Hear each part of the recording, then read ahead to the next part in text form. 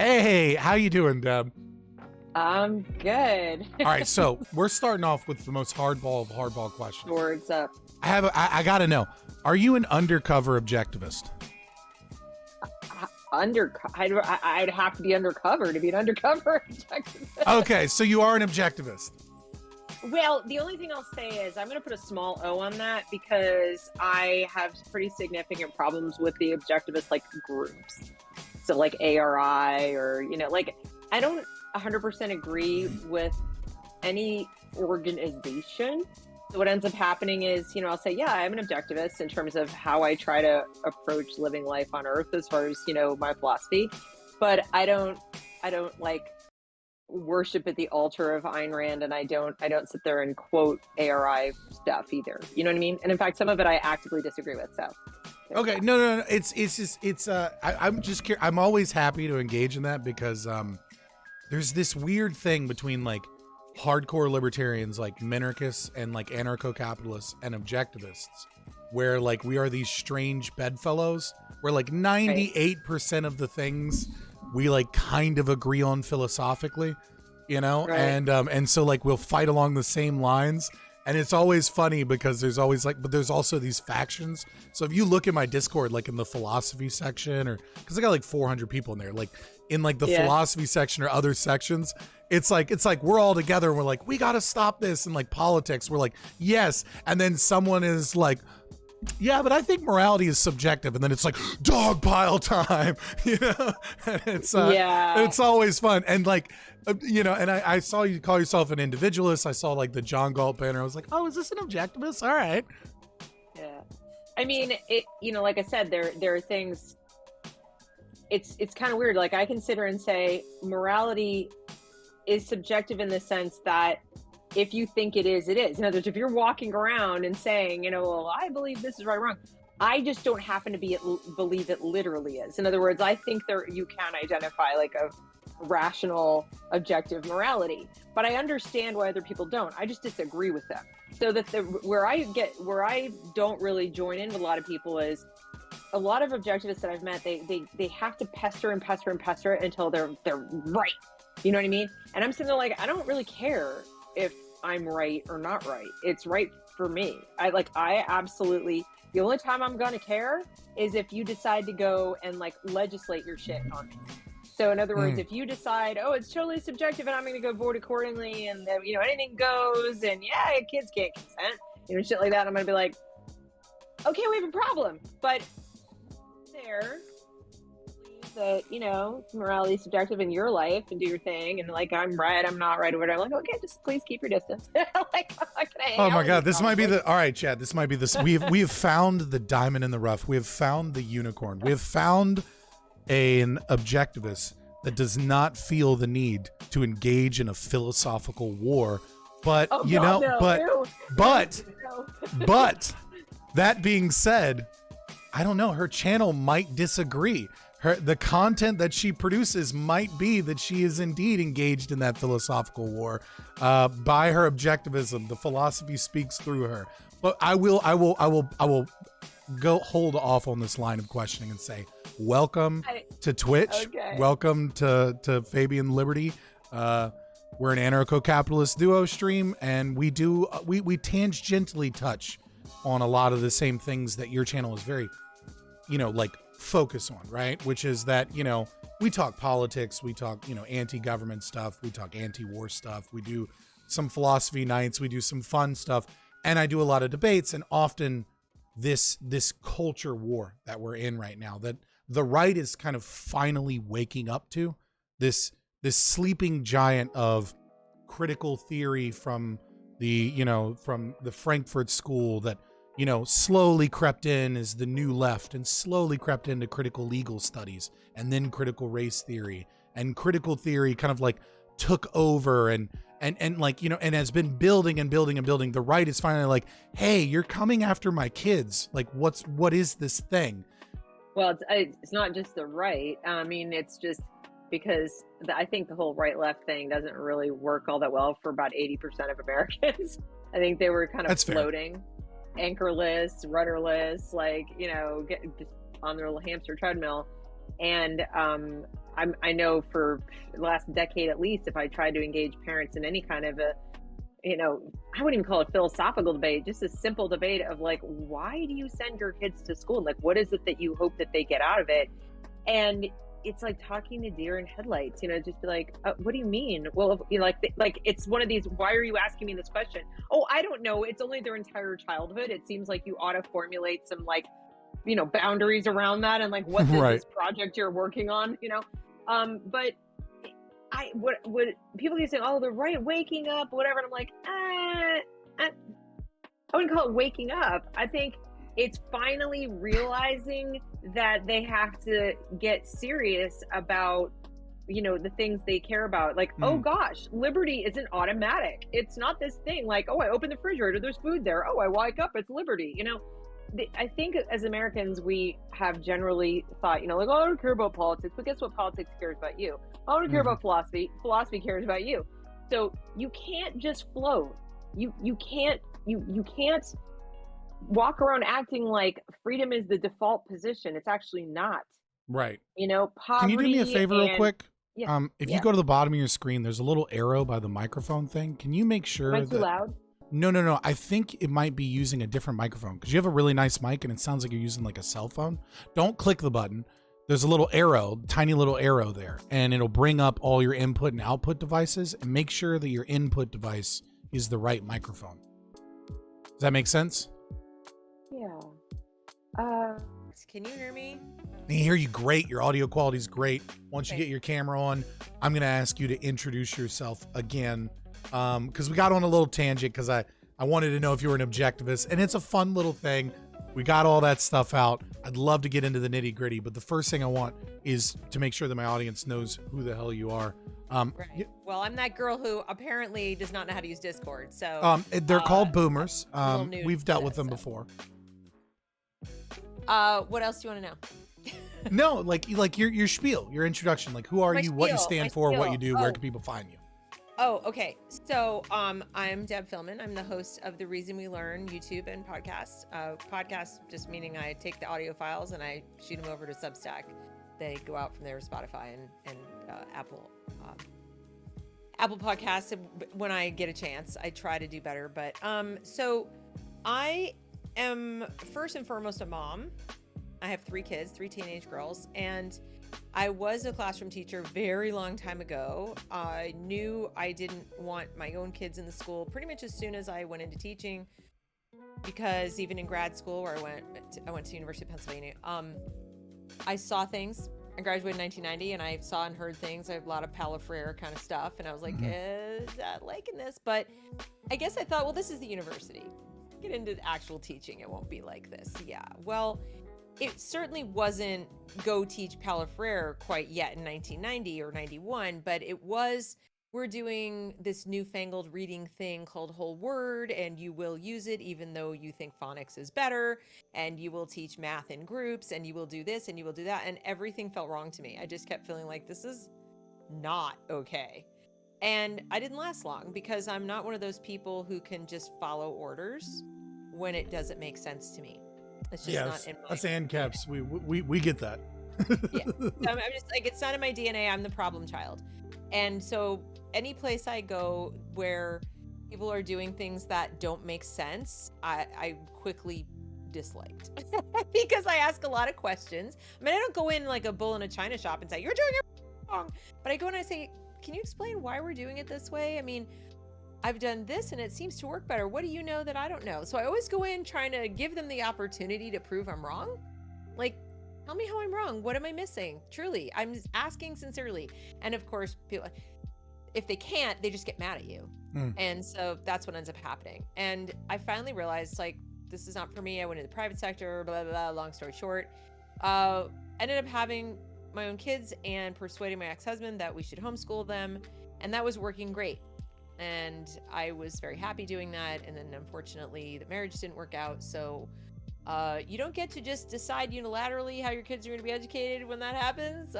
Generally speaking, if one of the people wants to go with the status quo, the court's only too happy to do that because they're the court and they tend to favor public school. So I had no choice but to put them in the public school, which was really the worst day of my adult life, because I knew what was there and I knew what my kids were now not going to get.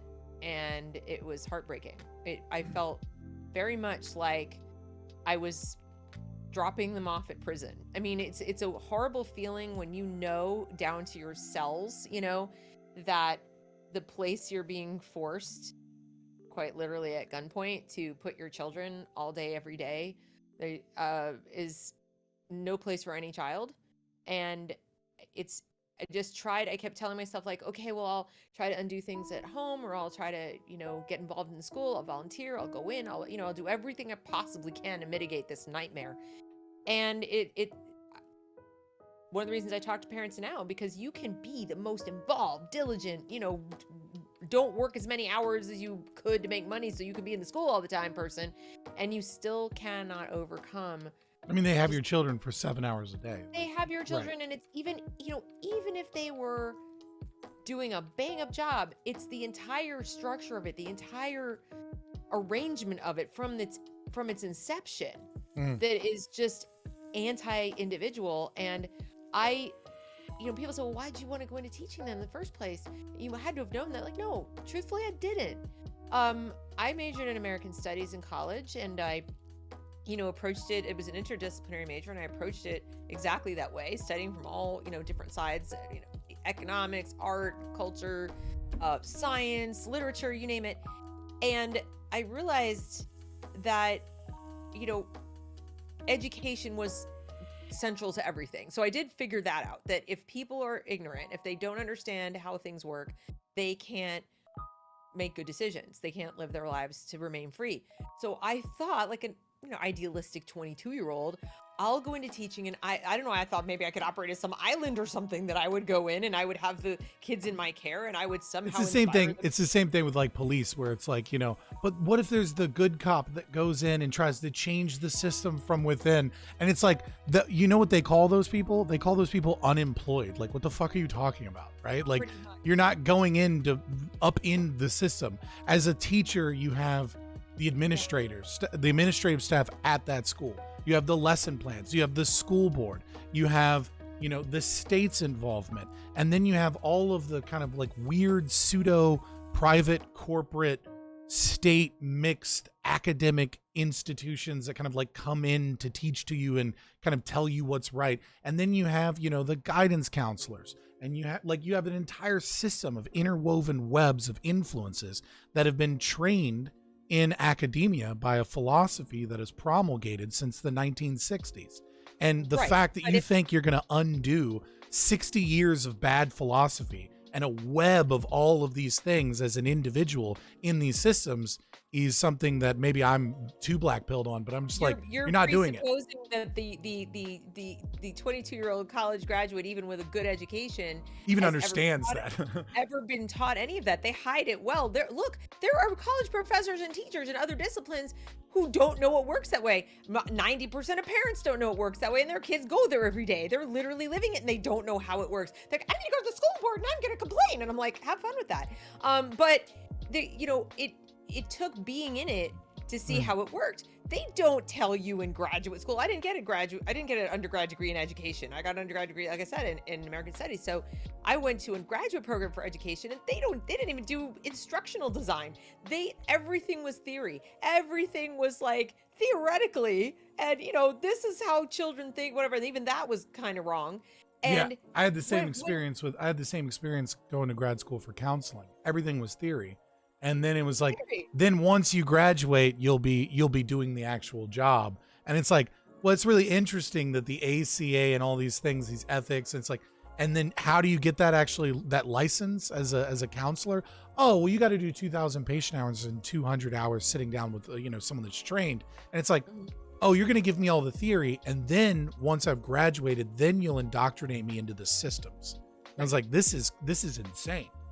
I was also very fortunate because I went to prep school for high school, at least 3 years of it. And it was such a good school. And it was so, as schools go, that it wasn't like your typical factory school. We had, it was almost like small seminar style classes, and with the exception of the hard sciences, of course, which I wouldn't have expected anyway. And so I had such Well, a until now. fantastic, right. I had such a fantastic high school education, and my college actually was a step backwards. But even, in some of my seminars, those were good, lots of, digging in, discussing, and like really asking hard questions, things college students don't have to do now at all. Where the professor's like, why do you say that? And where do you get that? And to everyone, not just to the left leaning. I was very lucky. I mean, I graduated in 87, so I was kind of probably one of the last, it was like the last gasp of academic integrity where you could ask, even though I knew my professors to a large degree were leftists, they still kept it enough under wraps that you could be not, and that was okay. You know what? I want to tell you right they- now that I appreciate deeply. I appreciate it because as someone that decided to get into this culture war and this kind of philosophical debates and things like that in the Twitch space, Twitch is probably the youngest audience of like these platforms. Well, Yeah. except for TikTok. TikTok's for like children. But like I appreciate because I often am made to feel old as someone born in 1990. And when you're like, and I graduated in 87, and I'm like, oh, it feels so good, chat. Chat, you have no idea how fucking I'm feeling young. I'm like, who's stressing about these couple gray hairs on the sides? Like, I'm feeling great right now. Like, please tell me more about your story, Deb. Oh, You're lucky you have your health essay. you're lucky you have your health essay. Yeah, like it's very interesting hearing that old school kind of college experience, right? Because I went into the army. Reagan an effigy on the quad, so it wasn't so old school. Right, but I mean like like the way the educational standards were before, like kind of like when the McDonaldization of education was nowhere near as bad. Standards, yes, and that should have been my first inkling that something was amiss. That my high school was Harder than your undergrad, yeah. considerably more challenging than undergrad. And my high school was easier to get into. And it Yeah, wasn't like, chill, I remember- it wasn't I remember- those fancy schools. So I went in right into the Lion's Den. Okay, when I say I went into the Lion's Den, I got a double major in undergrad in psychology and sociology because I wanted to know how these people thought. And my grandmother is a And you wanted to pay to find out? well, I wanted a psych degree. You know what I mean? Like, and sociology was a good complement to it to go into like into grad school for like counseling. Or originally I was gonna be a psychologist, but life happened. Regardless, so I went into the Lion's Den. But also my grandmother is a critical theorist sociologist. Not so much anymore these days. I've been red pilling her slowly. So it was believe it or not familiar territory for me. But I remember I did a sociology like 101 class, right? Just like intro to soc. I was like, all right, let's go. We had this paper, and the paper was kind of like a free form, write about whatever you want to kind of write about thing. And so I did a paper, and I had like 15 citations, somewhere around there, somewhere 12, 15 citations. Not an extensive paper, but like a decent paper. And so I write it, and it was a couple pages. And it was about like, I was trying to look at sociology from a perspective of, new neuroscience. And I was, quoting like new neuroscience research and like predator prey sections of the brain and how those sections have changed over time. And like looking at like Ian McGilchrist's talking about like creature comforts that have been afforded and how like it is possible that our prey sections of our brain have changed the way that we engage in society, and looking at like how those things might affect the field of sociology. I remember because I got like the lowest B you could possibly get. And I was like, Jesus, this is like, I really spent a long time on this paper. Like I thought I would do better than that. Right. And I was like disappointed. And I sat next to the person next to me and I was like, oh man, how'd you do on that paper? Cause they were giving out papers, and we traded papers. And what I had in my hand was one page with no citations, double spaced paper on the gender pay gap and why it's sexism without any looking at the economics, and why it proves that women are oppressed because they make 72 cents to the dollar that every man makes, and this is wrong. And that was basically the whole paper, and it was a 100. And that was when I was like, wow, this entire system is fucked. Like this is not designed to educate in any way, shape, or form. This is designed to educate conformity to an ideology. This has nothing to do with teaching you how to think. I would say critically think, but why use the Marxists' terms? You won't use that word anymore. Rationally think. Or actively think. Or actively think. Right. And it was just like, Yeah. I was like, wow, this is completely poisoned. But getting into that, because this is why I got you, right? Like you are the person to talk to, I think, when it comes to critical pedagogy. So I guess I want to back up. How do you, in terms of schools, how do you feel about Montessori systems? What's your opinion on Montessori systems? Well, it's okay. I'm not a fan of systems, but if you're talking about the Montessori method Fair of enough, yeah. educating a child, and like just take an individual. Yeah, they're really child, fucking with our numbers. I was fortunate enough to go to a Montessori school when I was a little kid. Like So up they're really until about fucking with our age 8. numbers. And I thought it was fantastic. I know, like, for example, Ayn Rand was a big fan of Maria Montessori. I think the problem right now, you know, I'm always reluctant to endorse and say Montessori is the way, because as with so many things, the progressives have grabbed onto that. They've called things, you know, they steal language all the time. They've called a variety of schools or nursery schools or different things, what we used to call nursery school, not preschool. They're calling it Montessori or Montessori method, and it's not at all. They're just saying, oh, look, it has an open classroom. It's Montessori. I'm like, that's not what Montessori is. Or, oh, look, you know, the kids do everything in a group. That's also not Montessori. So they sort of cosmetically arrange something so that it looks open and free form, but it's in a building and there's teachers, whatever, and then they call it Montessori and everybody thinks, oh, wonderful. But I did a video, I don't know, a year and a half ago about a Montessori school in DC that was teaching like 3-year-olds critical theory. Right. And so they were a Montessori school, very desirable. Oh, I got to get my kid into the Montessori school. And I'm like telling people, you know, go read Maria Montessori. First of all, go to the source, read her thoughts about children, her thoughts about learning, what she considers to be the way to approach that, and then do your level best to approach arranging your child's education around that. Avoid anything called Montessori school. It's almost like an oxymoron. I mean, yeah, possible, but it's the concept I think is really cool. The concept I do like. I mean, it is much more around, first of all, real life curiosity. It takes the child where they're coming up out of, you know, like toddling, literally. They've stood up now and they're walking. And Maria Montessori is going to put things in front of them that are going to stimulate their natural curiosity, their motor skills, all their sensory capabilities, and allow them to go where they're going to go with that and pursue those things to learn more and have build onto that and build more skills. And it's very Piagetian, right? Like very much so. And you know, you don't get any of that Vygotsky crap in there. But I mean, he wasn't wrong. However, it's his theories that are used to indoctrinate the children. So yeah, I mean, in terms of how the brain functions, but I like it because it doesn't treat kids like mini adults, but it doesn't treat them like perpetual infants either. Like, kids want to help. They want to do things. They watch adults. They want to watch the big people and they want to copy. That's how they learn. And so she observed that. And I think what I love about her is that she used her own capacity for observation and learning like a scientist would do, and like studying children. How do they learn? What are they doing? And then said, you know, this is how you create a rich learning environment. And we call that Montessori. So I'm a big fan.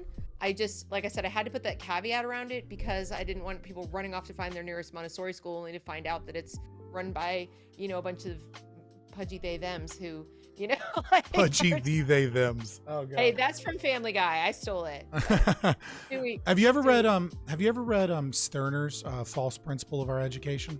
No. You should. I think you'd like it. It's not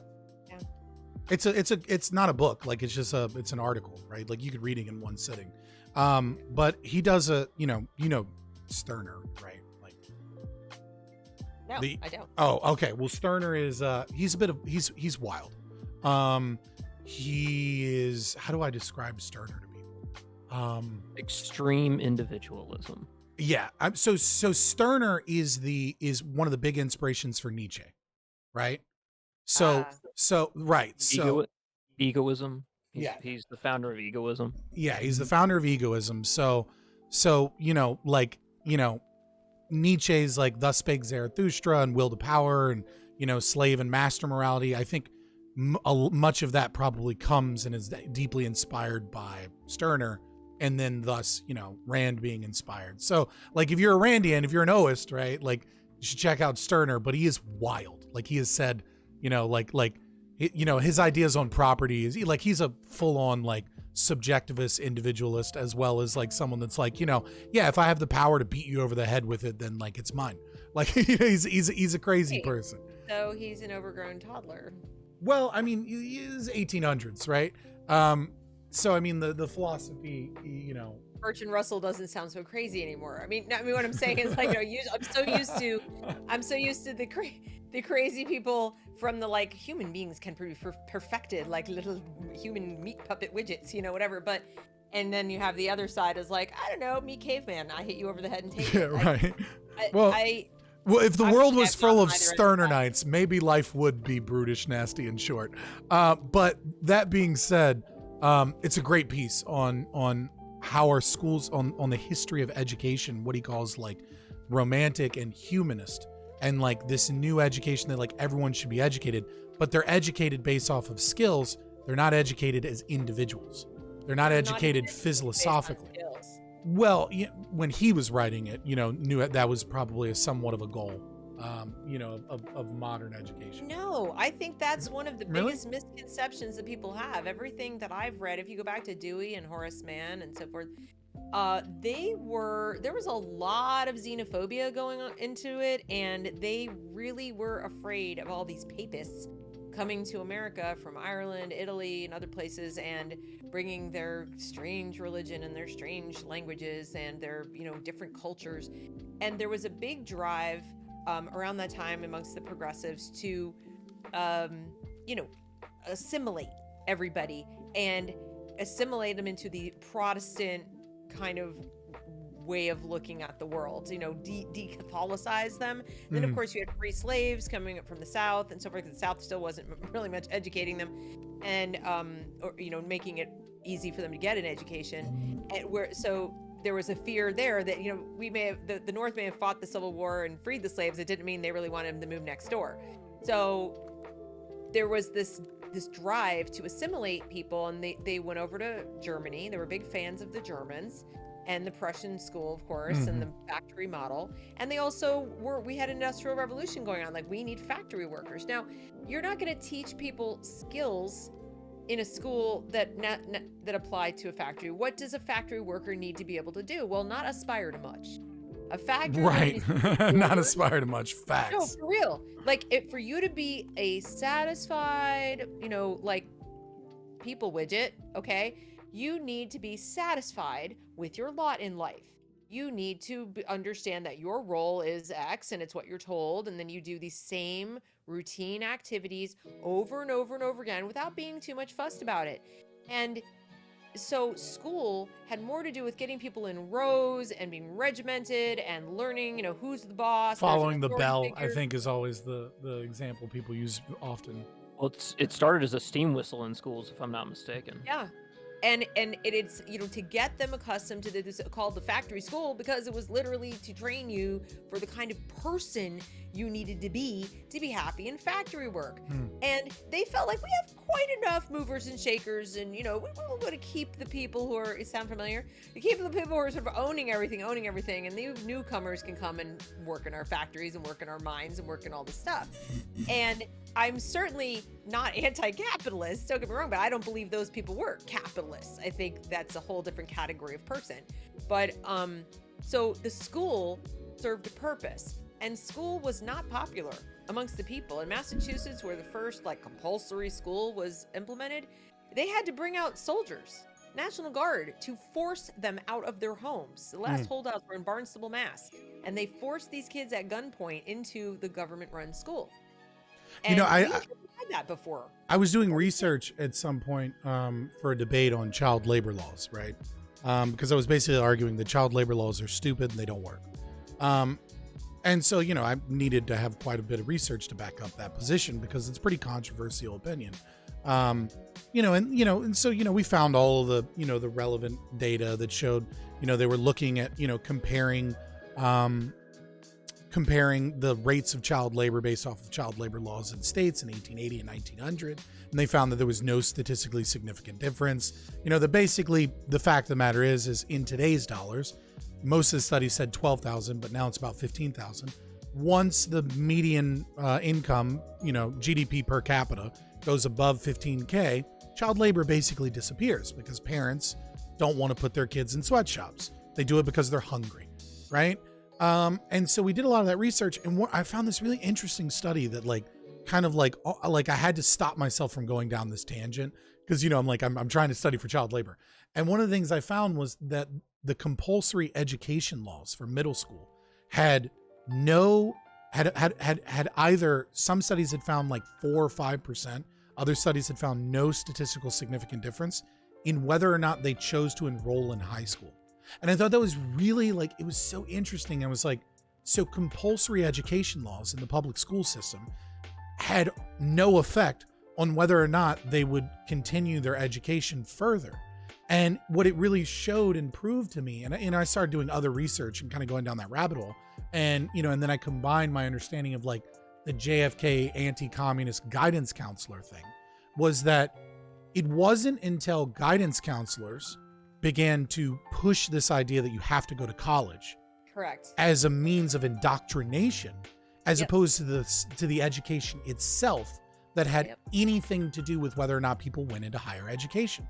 And, the public school system in many ways even had a negative impact on the likelihood of individuals to go to college and as a whole. And I thought that was such a it was such a aha moment for me, at least looking into that research and going, wow, this, because I, as an anarcho-capitalist, I follow a natural law philosophy, what is descriptively right and wrong? Does it violate private property? Does it violate self-ownership? So I don't really engage in consequentialist kind of argumentation or thoughts often, unless I'm kind of forced to. But it was very interesting to look at the efficacy of public schools and go, this is having literally no effect on whether or not people go into higher education until you add in indoctrination of the children that constantly beats into their head that they're going to be failures unless they do this. To their parents. Don't forget that their parents had to also be indoctrinated. There was a whole ad campaign about don't let them, be in a dead-end job. This was a big Right. deal in the late 70s and 80s where it really picked up steam. And coincidentally, that's when they started dumbing down grades too. That's when they started grade inflation, was around 1980 in earnest. And the push, I think it was also an effort to keep young adults out of the workforce. Our factory jobs were kind of drying up, and a lot of things were moving overseas, not to mention a lot of automation. The early learn to code. Yeah, pretty much. So if you can keep those people that might otherwise have gone out and been construction or working at a factory or whatever, because they're like, I'm not going to, 18 years old. I'm going to go to work. I remember when I was a kid reading 17 magazine, and 17 magazine always had a wedding issue. 17 magazine had not only a prom issue, but a wedding issue. Now they're teaching your daughter about anal sex. Right. So, I even remember thinking wow, even then I thought that's kind of young to get married, but I also lived in the Northeast, right? New York area. So think about people who lived in, Oklahoma or Nebraska or someplace where they were living on a farm or something. This is perfectly normal to get married in your young 20s or even in your late teens. And so, or late teens, meaning 18, 19, it was not completely far-fetched. And so... And if you're a Republican senator from the South, even younger. Right. But so I had to. Taking people out of the workforce, I would say there were some distinct advantages for certain people to we got to warehouse these people somewhere. And then of course you have the Department of Education comes into being in 1975-ish, 6. And that was a gimme to the unions, but also to the colleges, because now you've got this body that's saying, go do research for us on stuff and we'll give you grants and we'll give you funds, whatever. And the universities created ed schools. So not just, there was Teacher College in Columbia, in New York, but now there was an ed school and all kinds of colleges and graduate schools of education and all of this. And that really, to my way of thinking, is where it started to pick up speed, going downhill fast. So I personally think the entire system, it was working as planned from the jump. Like, we're gonna, normalize this little factory mentality of don't aspire too high, remain here, and we can kind of corral you where we want you to go every 4 years. Okay. And then when the economy shifted, because progress happens, politicians can't control chaos, can't control innovation, things are happening, and the factory jobs of old just didn't exist. And what are we going to do with all these people? Oh, let's send them to college, let's pay off the unions, let's what we do in this country that drives me absolutely crazy, and I'm not saying they don't do it in other countries, we seem to be absolute experts at it, is take your child labor issue. Okay, let's say there's some truth to the fact that there were sweatshops where kids and adults were, exposed to extreme danger. Nobody gave a shit about them and they could get severely hurt. Instead of saying, let's go to that factory, or let's go to the places that are being, having unsafe, and we will deal with it or come up with safer ways of working in this type of industry. It was like, we need to make a law, we need to make a standard, we need to make a regulation. We seem to have this let's solve the problem over here globally across the whole thing. And we've been doing that probably, at least since the turn of the century. We got all scientific, we could perfect everything, and probably earlier. But this notion that there's a solution to every problem that can come from some arm of government is something that is just killing us. And that's why we're not really anyone that's America. ever worked in construction, worked in a factory, worked in a large warehouse, knows that OSHA is a fucking joke. Knows that no one follows any of those things. And what it does is, all it is another tax towards, I'm gonna get a little bit communist here, boys. It's another tax on companies and corporations that have the capital to be able to absorb those taxes, and is a means of pushing down small businesses and startups that don't have the capital to be able to absorb those costs, because as you get larger, those costs become relatively smaller to the entirety of your production. And biggest lie is that these people on the left, the Democrats, progressives, whatever name you want to call them, that they care about the little guy. Bullshit. You can't have big government and care about the individual, the entrepreneur, the pushcart guy, the lowly maid, no, this is garbage. Big government is just it creates so many barriers to entry. And when it comes to schooling, when it comes to education, and they act like we're making it possible for everyone to get an education. No, what you're making it possible is for people who have no business getting an education to shoulder shit tons of debt to do it. So people who shouldn't have even gone to college in the first place, and not because they're stupid, not because they can't learn something when they get there, but because they have no freaking idea why they're going. You don't go spend anywhere from $40,000 to $300,000 across, 4 to 6 years or even 8 years. When you're like, I don't know, this is what the guidance counselors told me I should do because I got good SAT scores, or my dad wants to have the sticker on the back of his car. And the next thing you know, you're paying off debt till you're dead. They've got you. When I say they, so the critical theorists, industry around this. The critical theorists, but I still think it's a good term. So I'll borrow a good term from them when it's a good term. They have a term called McDonaldization, right? Which is basically the idea is, the McDonald's model, where things get expensive, and so what you do is you make it easier to get more people in, and the way you make it easier to make it more people come in is that you reduce the difficulty that is required. So you automate systems so that you don't need as many cashiers. You do everything you can to get more people in, and you change the structure of the institution so that it can accommodate more and more people. And that is something that I think has occurred in education and higher education, is that, the government has guaranteed these loans based off of, debt and inflation for my kids, I guess, in the hopes that these people will pay it back, many of whom won't. And it's very dumbed it down. One of the things that shocked me was that in the late 1800s, in order to go to college, You had to prove that you were competently able to read and write fluently in Latin. And Greek. Yeah, well, the better ones were Greek, but Latin was like a minimum even for like, for all of them. Yeah. And so the idea of like trying to get an 18-year-old out of high school, right, to competently prove that they are fully fluent in Latin and Greek in order to go to college is like an unheard of academic achievement. Like even valedictorians at your local public school are not at that level of trained and educated. And it's not their fault. It's not that obviously the valedictorian isn't a low IQ individual, right? In fact, they're probably with Flynn effect, and the fact that, there's more movement of populations, they're likely higher IQ than those people 100 years ago that were going into those colleges.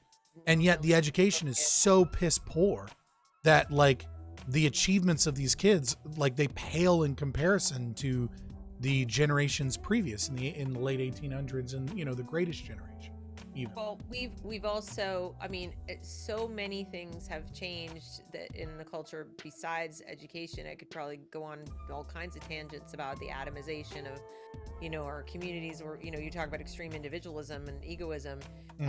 There's a cost to be paid for people who have no real close social or interpersonal connections. That can cause problems. But our kids are hollow right now. So they're not only not learning anything that you would call knowledge, there's a lot they don't know, and it really tends to shock adults. I encountered a high school kid who has straight A's, but who did not know that Alaska was not an island in the Pacific. They had always seen flat maps of the United States, never had a globe because everything's on the phone. Oh my God. Never really had a globe. This doesn't shock me, and yet it hurts. Never really had to look at it, but they don't do any geography, and they don't really study. If you don't live in Alaska, they don't really study anything past their front door, as far as geography goes. They can't place most, if you ask where's Europe, they don't know half the time. These are kids who are getting A's in school. And parents will say, how is that happening? Like, well, it's very simple. There's no content-based curriculum. And they're like, what do you mean there's no content-based curriculum? Like, what I just said. They are not trying, they go, aren't they trying to cover this and cover that? No, they're trying to cover theories, and they're trying to cover a certain set of ideas, and they want your child to leave school being very angry and hating a lot of things in people and having a lot of feels. But no, they are not going to have a lot of knowledge. I would say the kids graduating from high school today have markedly less knowledge than the kids who graduated just 4 years ago. And those kids, worse than 4 years before that. I've literally I tutor kids. So I've been able to see it in like real time. These kids coming out and just being, they don't know anything. They don't know the simplest stuff, yet they know all the, the Kardashians' names and husbands and ex-husbands and how many kids they have. And it's not just a joke. This is for real. What they consider to be important is not important, and they don't know that it's not important, because if you see something coming at you 24 hours a day, all kinds of boom boom boom boom boom boom, this must be very important. It must be very, very important. So what we're putting in front of our kids 24/7 and 87 different platforms, they interpret as this is important, and they don't even see what goes on in the so-called real world because they don't live there. If you spend 13 years in a building or a bunch of different buildings, getting dropped off, picked up, you're ferried everywhere. Your parents make your plans. You're in a car, you're out of a car. You're in a car, you're out of a car. You don't get to just get on your bike like Stranger Things and ride to your friend's house. Everything's orchestrated. Everything's planned because, oh no, we're going to get taken in a van, whatever. They don't know even they're terrified to go just speak to somebody. There are teenagers who don't want to order their own food in restaurants. They'll be sitting in a restaurant. The social anxiety is Server comes over like, can you order for me? Can you order for me? Can you order for me? Yeah, no, I mean, like we're giving our children social anxiety disorder, and we're doing it en masse by not allowing them to engage in social situations in the real world. Okay, what about socialization when it comes to homeschooling? I'm like, yeah, what about it? I was just talking to my daughter about this today, my 14-year-old, and she said she was glad in the end that she had to go to public school because she got to see the difference. But she said, I think I would be so depressed if I were not homeschooled right now. She said, I realized people I thought were friends, she said, they weren't really friends. They didn't know me. I didn't really know them. And so I said to her, I said, you just form alliances, right? And she goes, yeah, kind of like that. She's like, now, she said, I don't necessarily see my friends a lot because she has friends like all over, the world at this point. She said, but they're friends. Like we talk about things that matter. And, when we do talk and, we are interested in the same things, that's how we met, as opposed to just being thrown in a room together and said, here, be friends. And you're just trying to negotiate all that stuff. But she said, it was too easy. She wasn't challenged. She was bored. She wasn't learning anything. She said even now in her homeschool program, she still thinks it's not quite challenging enough, but what she has learned, she said, is to manage her own time, to create her own schedule, to figure out, what is real world and what isn't. Like people are saying to her all the time, like, well, you need to do presentations because it's like real world. And she said, no, if I'm in the real world and I have to do presentations someday in front of, my boss or in front of clients or customers or something like that, or even a waitress in a restaurant, she said, I'm going to be standing there in front of those people or that person, and there aren't going to be hecklers at the side going, like the kids in class. So they're not even people in the chat. I'd like to say quickly to chat, disavow scientific and technical writing, greatest class I had in college. All right. Learning how to do presentations, not public speaking. That class was stupid. But learning how to properly do PowerPoints, how to properly construct emails. All right. Yeah. No, she does that too in her school, but what she's saying is like, I'm other just messing people with you. told her, you need to, it's too bad you're not in public school because you need to learn how to work in a group. And if they work in groups, she's like, that's not how people work in groups in the real world. First of all, they can choose the group. So that's first. Secondly, if people in the group are slacking, you can call them on it. You can say, or you can, deal with it. You can't, if you're assigned to your group in school and then you're going to suffer the grade if they don't do it and all this kind of thing. So, but she seems to get that there's a difference between school and real life. And she's gotten that more from being homeschooled than when she was in school. And she said that, she knows, she said, when I get a job and, when she's 16, she's going to go get a job like her sister did. And she said, when I get my job, she said, that's when I'm going to really be having experiences and, working with people. And we, we'll get to know each other through the shared experiences of things that we're doing and working together. She's like, that's real life, not, working in the group in the classroom. So I think we're not talking to kids and the consequences that they're stunted. They're kind of like they're cognitively, emotionally, et cetera, retarded. And I'm not, people say, oh, you use the R word. I'm like, I mean it in the literal sense. I mean, like whatever development they were supposed to have at this point didn't happen. It was suppressed. So I want to transition off of this. I love this kind of like general understanding of the school structure and some of the older history and, the homeschooling experience. And I really appreciate you sharing like some of those stories because I think it puts those things in context. But there's a whole nother battle, right? And I think we all know what we're talking about. The ideology that is kind of coming to a front that we're talking about. And while I have you here, I'd like to touch on some of those things and and to get into those things. And of course, a little later on, there's some really cool documents, and by cool I mean fucking terrifying documents that I wanted to show you and get your reaction from. But but I agree, like if you want to have this conversation, we could talk about this for 20, 30, 40 hours because it really does go deep into our history. It goes deep into the Prussian school. It goes deep into, the psychological influences that are hitting our children and the dumbing down of our education. Also why the ideology has taken off like a wildfire. Because it's susceptible.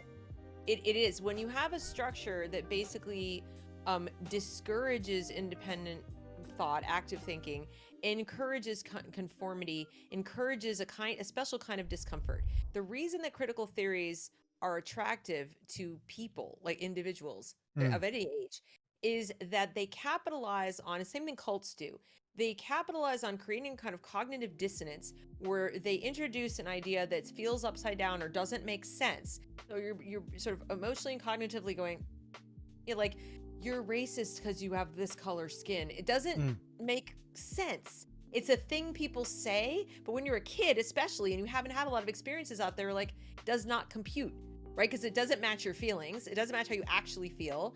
It doesn't match anything you were taught at home for 90% of kids at this point, more than that, probably 98%. And so you're sitting there hearing somebody say something with such conviction. This is true. This is a fact. The world An is authority a terrible- figure. An authority figure, more so too. Yeah. Is telling you essentially snow is black, sky is, the sky is green. 2 + 2 = 5. Like in your little childlike brain, you're hearing things that don't make sense, so it makes you very uncomfortable. And that you don't have the rational capacity to understand, metacognition. Like, why do I feel so uncomfortable? They're saying something that doesn't make sense. I'm going to challenge them. They're little kids. They can't do that.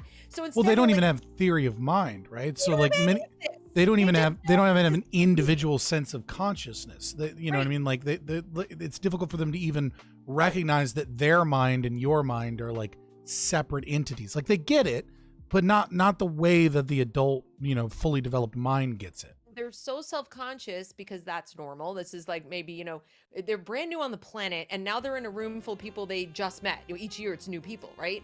And so they're sitting there looking like, where do I fit in the pecking order? What's going on? And I need to feel comfortable. And they're absolutely convinced they're the only one who feels that way. Because little kids are not going, does this sound like fucked up to you? I don't know. Does this sound like... No, they're sitting there in their own little private Idaho going, huh. So along comes the teacher, the indoctrinator, who says, and the solution is... simple solution to extraordinarily complex problem, which you don't even know is so complex because you're a little kid and I just introduced it to you as a simple thing when it's actually a massively complex thing. So the simple solution is you must be actively anti-racist. You'll be fine. Do these things, genuflect this way. This is the holy. This is the sacred. This is how we pray.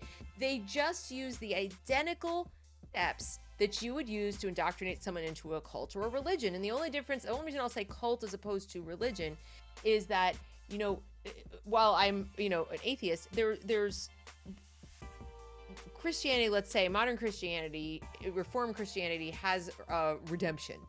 And it does at least recognize some kind of separation between like individuals, like I end here and you begin there. There's that. Cults have a way of intentionally breaking down your personal boundaries, your individual boundaries, and making you feel as quickly as they possibly can like they're bad.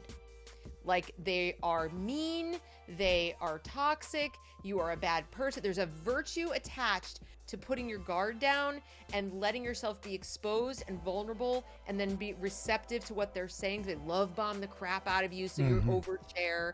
And of course, they also strategically poke holes after you've laid yourself bare. And when you're a little kid, you already are. Okay? They don't have good defenses. Then they come in and go, I'm just trying to help you be a better person. And this is how you do that. So who does what they naturally want to please, especially the adult authority figure. And when you add to that the person is shiny and sparkly and has purple hair and like is bouncy and has this little voice and they talk like, I love you. And I love you so unconditionally. And it's also wonderful. It makes it sound really appealing. It makes it sound so appealing. And so I love your energy right now. I love, like, you're just going off. I love it. Mark over here is the resident cult expert. Do you disagree with anything she's saying at all? Honestly, all I was thinking of while you were describing that is, I think Scientology and Om Shinrikyo, in terms of large-scale cults, have been the masters of that kind of behavior, especially Scientology now, but they kind of do their love bombing in a different way. I'm sure you know about auditing, where like they make you hold not a low-grade polygraph test. This is for people who don't know what it is. And they make you hold this, and then they just berate you with questions to the point that people made false memories to have something to tell them about. Right. And then they would put all of this in dossiers, and they have probably terabytes or petabytes of data on their different members and every day of their lives. Well, so I want to switch into this, and I want to switch into this into the theory a little bit. Because what we're describing sounds, I want to instantiate this, right? And so I think now is a perfect time to talk about transformative social emotional learning and social emotional learning. Because this is something that we think of, and because I bring this stuff up often, and then people just go, because I do it in debates, and people are like, oh, discount James Lindsay over here, yada, yada, yada. Or like they'll make fun of the idea like that I kind of like force Marxism into every conversation. because I call out when they do material and historical analysis and they talk about superpositions. They just don't know their own theory better than I do. Right. But when we talk about transformative social emotional learning, but even just Casel's regular social emotional learning, one of the processes that they are now teaching teachers to do, especially in New York and California, and in Pennsylvania and in North Carolina, I can't remember if it's North or South Carolina. They're pushing this shit hard. This is the new wave. And what they talk about is getting children into a fear zone, right? And what that means is they subvert their biases, their own beliefs, their values that their parents have instantiated in them, or the values that the culture in large has instantiated in them, or just their experiences. They get them into a fear zone. And then what they do is they use, it's basically a Maoist struggle session where they use the group and they say, everyone conform to this idea. Now, mind you, half of the children in the class individually are panicking. Individually are like, I don't agree with this. But they'll select a child, they'll make them give up their identifying characteristics as they have defined them, which you can see this even in our science, right? It's very interesting that, scientific research talks about demographics. It's always race, it's always gender, it's always age. And this comes straight from the Frankfurt School. There's never a scientific category when studying things on culture, right? There's never a scientific category on like certain beliefs or values. It's always gender, race, age, socioeconomic status. It's always original communism, critical race theory, feminism, and, maybe the age, maybe we'll throw age in there. But it's never health, it's never culture, it's never these other categories that are just as important for demographic data. But they'll make them say these things, and they'll challenge whatever assertions they have, make them do it publicly, get them into a quote fear zone, and then after the fear zone, Casel says, is the learning zone. And so what they're doing is they put you into a fear zone where they try and break down your own biases, your own values, and then they try and force their values and their belief systems onto your children. And now this is starting to happen in like math. This is starting to happen in places where it doesn't make it at all. And younger and younger. Did you see the video that I posted? It was maybe a week ago, and it was a lesson from Second Step. Have you heard of the program Second Step? I'm going to be real with you. As a live streamer that live streams every day except Wednesday for 7 hours and does my research, I don't catch a Twitter? No, I just don't catch a lot of videos. Oh, it's not on video. It was on Twitter. Oh, okay. And what it was. Can you DM it to me real quick on Twitter? Yeah, I'm trying to get it. That's where I'm trying to get it. And I'll show it to chat as well. I'll show it to everybody. Because this so perfectly captures what you're talking about as far as the type of exercise. And it was put up by Second Step, and it's a little lesson that the teacher was doing. And if I had to guess, looking at these kids, I think they were probably I don't know, first graders, second graders, something like that. If that, they were super young. And so I'm trying to find where it was. Cause while you're looking for that chat, like one of the reasons people don't understand why I'm so passionate about this, it's not just my political philosophy. It's not that the objectivists have talked to me long enough for me to recognize that like this war probably has to be fought philosophically first, that the culture war and the politics is downstream of that. But it's also the fact that I have 2 children, and one of them is my autistic son. And when I look at the way that they target autistic children in this new movement and the gender ideology and things like that, I'll be honest with you, I'm personally attached to these issues. I'm terrified because I know that my son is a target in the coming years. And that if we don't fucking do something about this, who knows what the hell I'm going to have to do. Is this the red square is green? Yes. Roland is like a ninja. Chat, if you don't know, he's, especially if you're not in the Discord, you should join the Discord.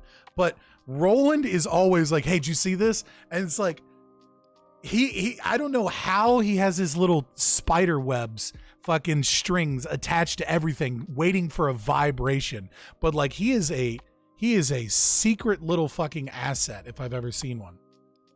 I've got the DMs open. Get this the chat closed now and go back to where I was video. You're fine. You're still on. You've been on video this whole time. I know, but I can't. Okay, I can't. I can see you, but it's like weird now. Because if you go to share screen or something, I won't be able to see it. It doesn't matter. It's not a big deal. But that was the thing, and you can literally watch. Oh, I'm these not kids- seeing. What was the thing? I sent it to you. She sent it to me on accident. Okay. Hold on. Let me pull this up. What did you send to me? What you sent was a Discord link. Did you send it in Discord? Check your Discord. God damn it, man! People are trying to get me to use 7 different programs. Alright. Fuckers. You fuckers. Where should I send things in the future, just so I know if I have? No. It's fine. What we're gonna do is we are going to do this really cool little fun thing here. We're gonna do this, and then we're gonna do content. We're gonna do this. He's just changing up how the stream looks. Okay. All right. All right. Yep. And then we will pause the music and go into this. All right. Ignore the shape drawn So, on the card. and This only- thing, you can pretty much see the kids' brains breaking. Oh, okay. All right. So if you go to watch stream in the Discord, you can see live like what we're seeing. Yeah, there it This is. time we have a new rule. You're going to ignore the shape Can you drawn hear on it? the card Mhm. and only pay attention to its color. The color tells you the move to make. So this is what the colors mean. Blue means circle. Okay. I'm so. Okay. All right. Blue means circle. This is already a problem. Red means the triangle. And green means square. Okay? No, you already So, had the red again, square, the no square. Blue means circle. Red. All right. Now, remember, circle. The kids are like Blue. looking at each other. They're so lost. It's Green. painful. This is so weird. No, wait till she gets to the end because you'll hear why I picked this for you to see. Okay. Oh, okay. Okay. Now listen to her. So, what skills did you use to ignore the shape on the card and only Oh my God. No. Okay. All right. Hold on. I can already see where this is going, but I'm gonna let it play. pay attention to the color? Moses. Self-talk, and I also had to use my head because it wasn't cooperating, so I had to use my head and not listen. Good. Natalie. Pretend the shape's not Pretend the shape's not there. Okay. Jaden. self-talk and remember the rules. Good. Okay. So you really had to use all your learning skills on this game. Yeah. All right. Let's talk about this. Oh God. So the idea is to instantiate the I mean it's a weird developmental game to teach children the dialectic. Right? To pick apart the specific things that they want, blow those specific things up, right? And ignore contradictions. It's And actually- and that the contradictions are okay. Like that's what it looks like to me. What would you say it is? it's abuse. It's actually a kind of abuse. After I posted it, I got a DM from somebody I never heard of before, who is a psychologist, who wasn't familiar with things going on in American schools. I think he's overseas somewhere. And he said, "What is that from?" And I told him it's something that's used in schools here. And he said, "That is it. I can't differentiate that from a kind of classic manipulation tactic, like an abuse tactic." Oh, that you would use hold on, to- pause. You clicked the voice chat, the live stream room again. Like you can see me and you can see everybody, or is it a tiny little thing in the top of Discord? No, I can see both Okay. of you. Okay, I'm sorry. I apologize. I didn't mean to interrupt. Please No, continue. it's okay. Did I do something wrong? watch- No. You're good. You're good. If she watched the okay. stream, she's good. I'm sorry. It's My bad. okay. You were No, that's already. I was in search of a problem that didn't exist. You go ahead. That's okay, but the guy, this is what he wrote to me. He said, "This is preparing them to believe 2 + 2 = 5. Does anyone know the source of that video? The tactic is indiscernible from Scientology." And then he went on to say, "Just the part of the video could be categorized as psychological abuse." I mean, yeah, I don't know if it's what is like it's abuse is such a difficult thing to define there. It's certainly wrong. If you take Yeah. a person, first of all, if you take a person who's in a position where they can't leave, they're a captive audience. These kids have to be there. there's an authority figure. They're developmentally incapable of challenging you at all. They're experiencing extreme discomfort, and yet they have to perform. They have to do something to please the person that's talking to them. And you tell them, don't believe what your senses are telling you. This is so many kinds of wrong for little children, when one of the important things that we need to teach them how to do, especially when their nervous system and you have an autistic son, that, I mean, first of all, this is incredibly ableist, not to use their word, but I mean, it really is. Like you have a developing fine motor skills, large motor skills, a nervous system, your perception, your audio process, audio sensory processing. All of these things are still developing when they're this age. You saw how young they are. Right. And you're telling them, hi, process like 5 different pieces of information simultaneously and really fast, and follow a bunch of rules and please me. It is just, I think it's abusive because they have no way out. Well, it's very similar. It's It's very similar, like the relationship between educator and children as these people have become more indoctrinated. And I think it's important that we recognize here that what we're not talking about like teaching kids CRT. We're not talking about teaching kids the ideology. What we're talking about is praxis. Right. And it's an element of anarchistic, but it's also an element of Marxist philosophy. The idea that, you are engaging in CRT, you're engaging in critical theory. Well, here that's critical pedagogy, but you're engaging in the access of deconstruction, right? You're deconstructing the children, and then you're implanting whatever the new thing is and reordering their values and their principles. It's a new age, new critical pedagogy form of like Marxist materialist dialectics. It's not materialist, it's psychological. So it's a weird thing that we have to come up with a phrase for it because the phrase hasn't been invented yet, because these fuckers haven't even named it. Hannah Arendt talked about this, that the aim of totalitarian education is not to get you to accept certain specific concepts necessarily. It's to prevent you from being able to form any of your own. And so what they're doing is they're breaking down the brain's ability to develop certain like neural pathways that allow it to take in sensory information and formulate its own conclusions. They're saying, no, don't do that. Follow the rules. Don't listen to your eyes, your ears, whatever. You just listen to me. Follow the rules. Now, you keep doing that year after year after year, they will be incapable. It's a kind of retardation that is just, you can't undo it. I came up with this structure. Be interesting to see what you think about it. Because I've been trying to figure out the philosophy, and this is more broad of like woke stuff in general, right? It isn't per se. And I'm curious what your opinion on this is. I'll share screen it if you want. You can check it out. It's very simple. I mean, it's not anything complex or anything, but I've been trying to understand this pyramid. And I don't know where children fit into this, but as of yet, but it seems to be that children have their own category that they've yet to fulfill. They are trying to as quickly as possible put the children into category 3.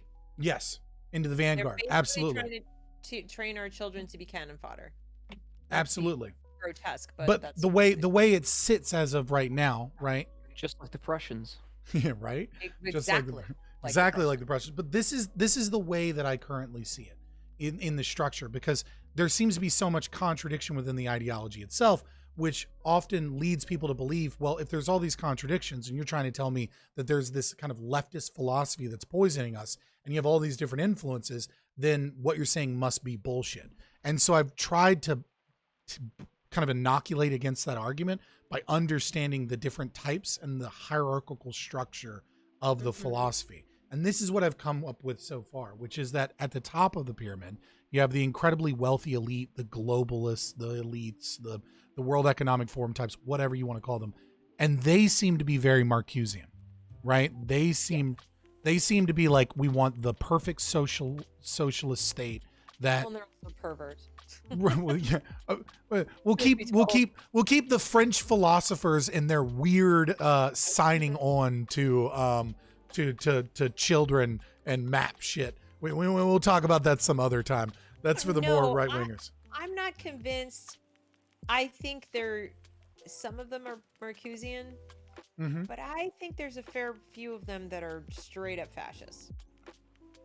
I think there are a few of them, or I don't know what you want to call them. If you don't want to call them fascists, I mean that just totalitarians, but not in the sense of like we want one dictator, Mm-hmm. but they fancy themselves a kind of philosopher kings, for lack of a better term, who know exactly how the world should work, or Mhm. so they think, and they want to be able to order it that way and use all the trappings of civilization, technology and all this stuff to, perfect the world. I mean, And I agree with it's you. The Marcusian, problem, but it's not quite as godlike state. It's more of them at the heads of the state, which gives it a correct. more fascist feel. I agree.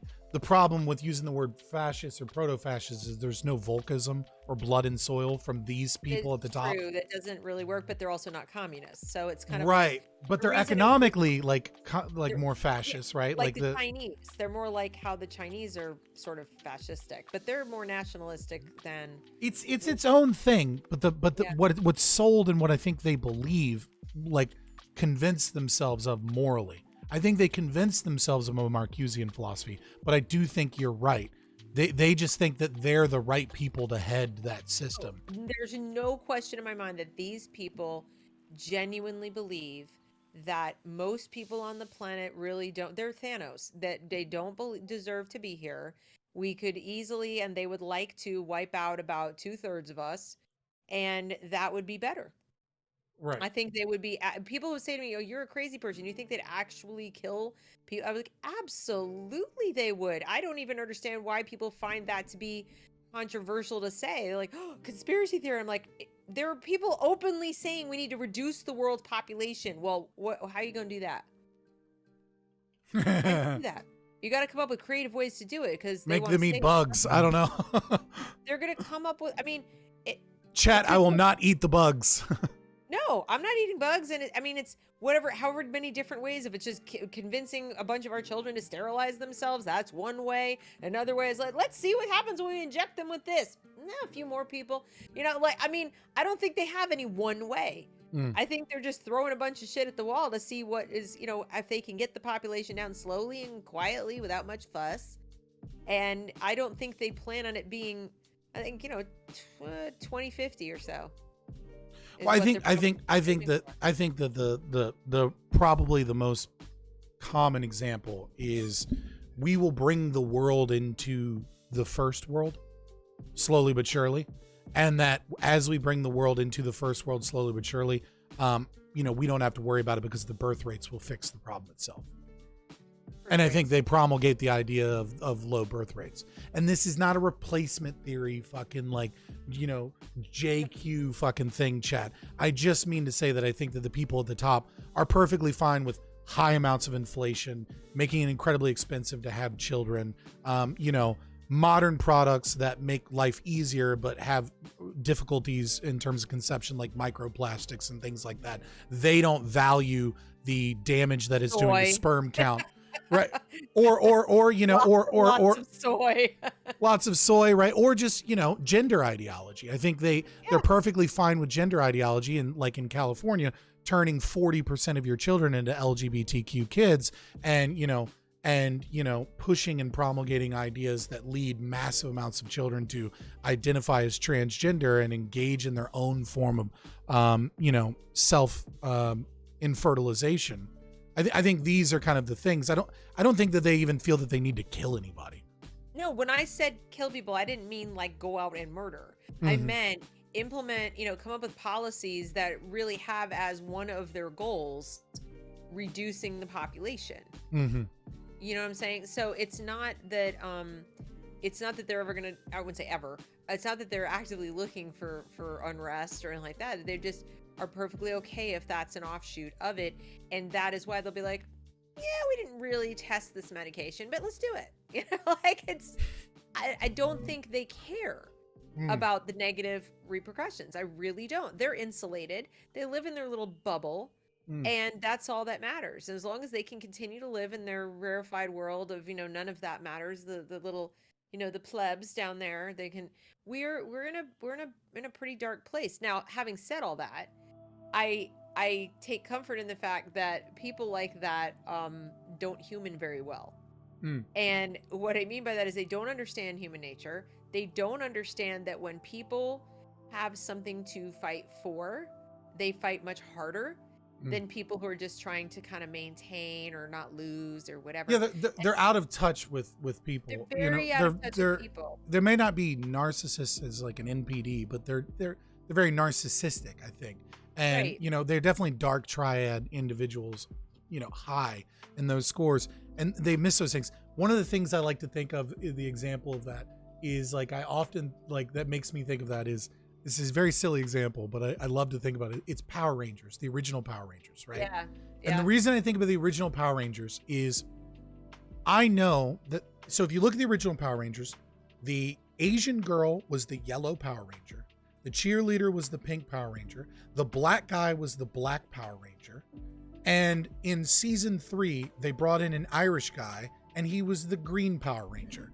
And the reason I think about that is I know that there was a board that signed off on this, and nobody on that board went, hey, this might be a problem, right? You know what I mean? Like, nobody on that board was like, hey, does this feel weird to you? Like, people are going to think this is like really odd, And I always like to think that there was like one black guy on the board that was just like, nah, man, I broke the glass ceiling to get here. I'm not saying shit. I'll let these other guys figure it out, but I think about that as like a means of like, there is that kind of out of touch thing. Like the idea that the World Economic Forum put out a video and said, you'll own nothing and you'll be happy. And like, Right. didn't think that people would go, I'm sorry, the fuck did you just say? Like, it never occurred to them that like, that's horrible PR. I think Exactly. like speaks loudly to what you're saying. This idea that like, they're really out of touch, and they're They causing really a lot are. of problems. That they're causing Listen a to how swing they back. talk about Afghanistan, or how they talked about Afghanistan for 20 years. And, it just, I sit there and watch, I'm like, you people don't understand anything. Like, you don't understand. It's like, oh, we're going to go over there, we're going to do this. Like, and so today I'll listen to people on the left say, oh, what are you going to do with your little guns? What are you going to do with this? Well, if the government wants to hurt you, they can do this. And I'm like, Afghanistan. And then be like, what are you talking about? I'm like, Or more recently, Ukraine. right. Yeah. And it's but the Afghans had guns. I mean, the Ukrainians didn't. We're sending them, but it's just utterly ridiculous. That these people don't have any, and that's what I'm saying. The education has produced already an entire generation, at least one, possibly two, generation of people who are absolutely but ignorant. They might be smart in the sense of, like, they can turn a phrase and they can write and they can do things and make themselves appear intelligent, and they probably are intelligent on, in terms of what they're capable of. They just have no knowledge. They don't know anything.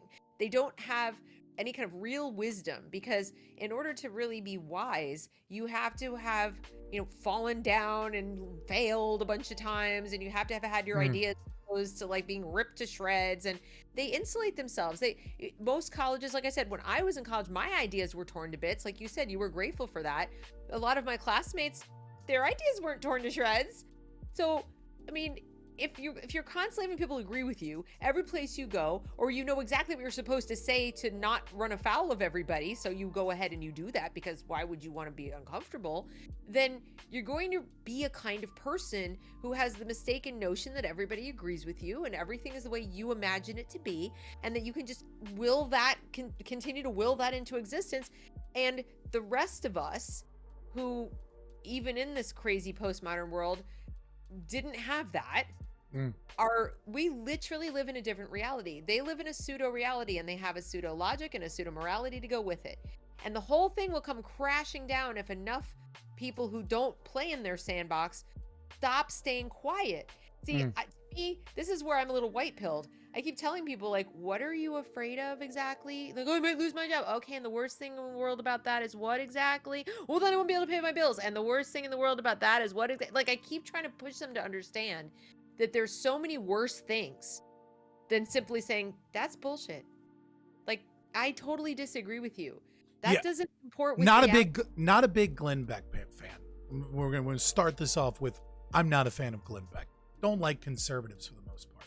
But he told a wonderful story about a time that he went to Auschwitz and he was talking to a Holocaust survivor, and not just a Holocaust survivor, but someone that, he spoke to a Holocaust survivor, and then he spoke to someone that like helped people like escape. And like, you know, he was like, how did you get through this? Like, what happened?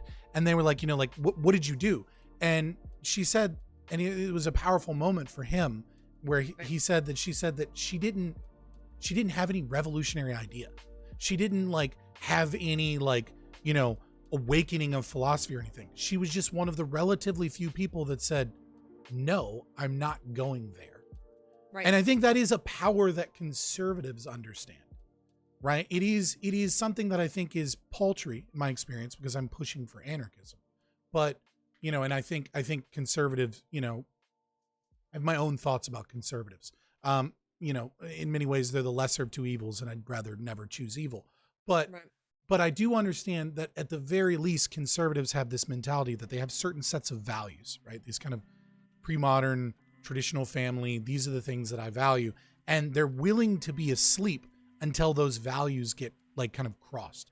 I hope that it's not too late. But I do see a certain populism, a certain like, okay, I was ready to let you live and let live, and now you're not letting me live. And so there is a certain kind of fight that is awakening within the right in Western society. And I hope that with that fight, there are parts of it that concern me. I hope that we people like you and I can capture enough of them into educating themselves and learning and understanding systems and understanding these things. But what I fear is that it's a knee-jerk reaction that doesn't come with learning.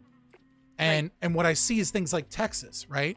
Where Texas put out a new party platform that said that, you know, homosexuality is an abnormal lifestyle, that made it illegal for anyone to get hormone replacement therapy under the age of 21, right? It's like, where's the logical, like, that's what they're fighting for. They're, where is the logical conclusion of an adult is an adult at 18, but because I see this movement that's attacking our kids, I'm going to make laws that say that 20-year-old trans people, it's illegal for them to get HRT, right? Like, it seems like this knee-jerk reaction because their values have been crossed. That's what we were talking about before. You know, about like we see a problem that's a real problem that impressionable kids, and then they get to be 18 and so on. But instead of saying, okay, we need to make sure that we're not sending any tax dollars, we're not spending people's money on garbage filling our kids' heads. Like, what I don't understand, and this is why I'll never understand people with so-called conservatives, because I once upon a time thought that conservatives did give a crap about where tax dollars were being spent. And they don't give a fuck.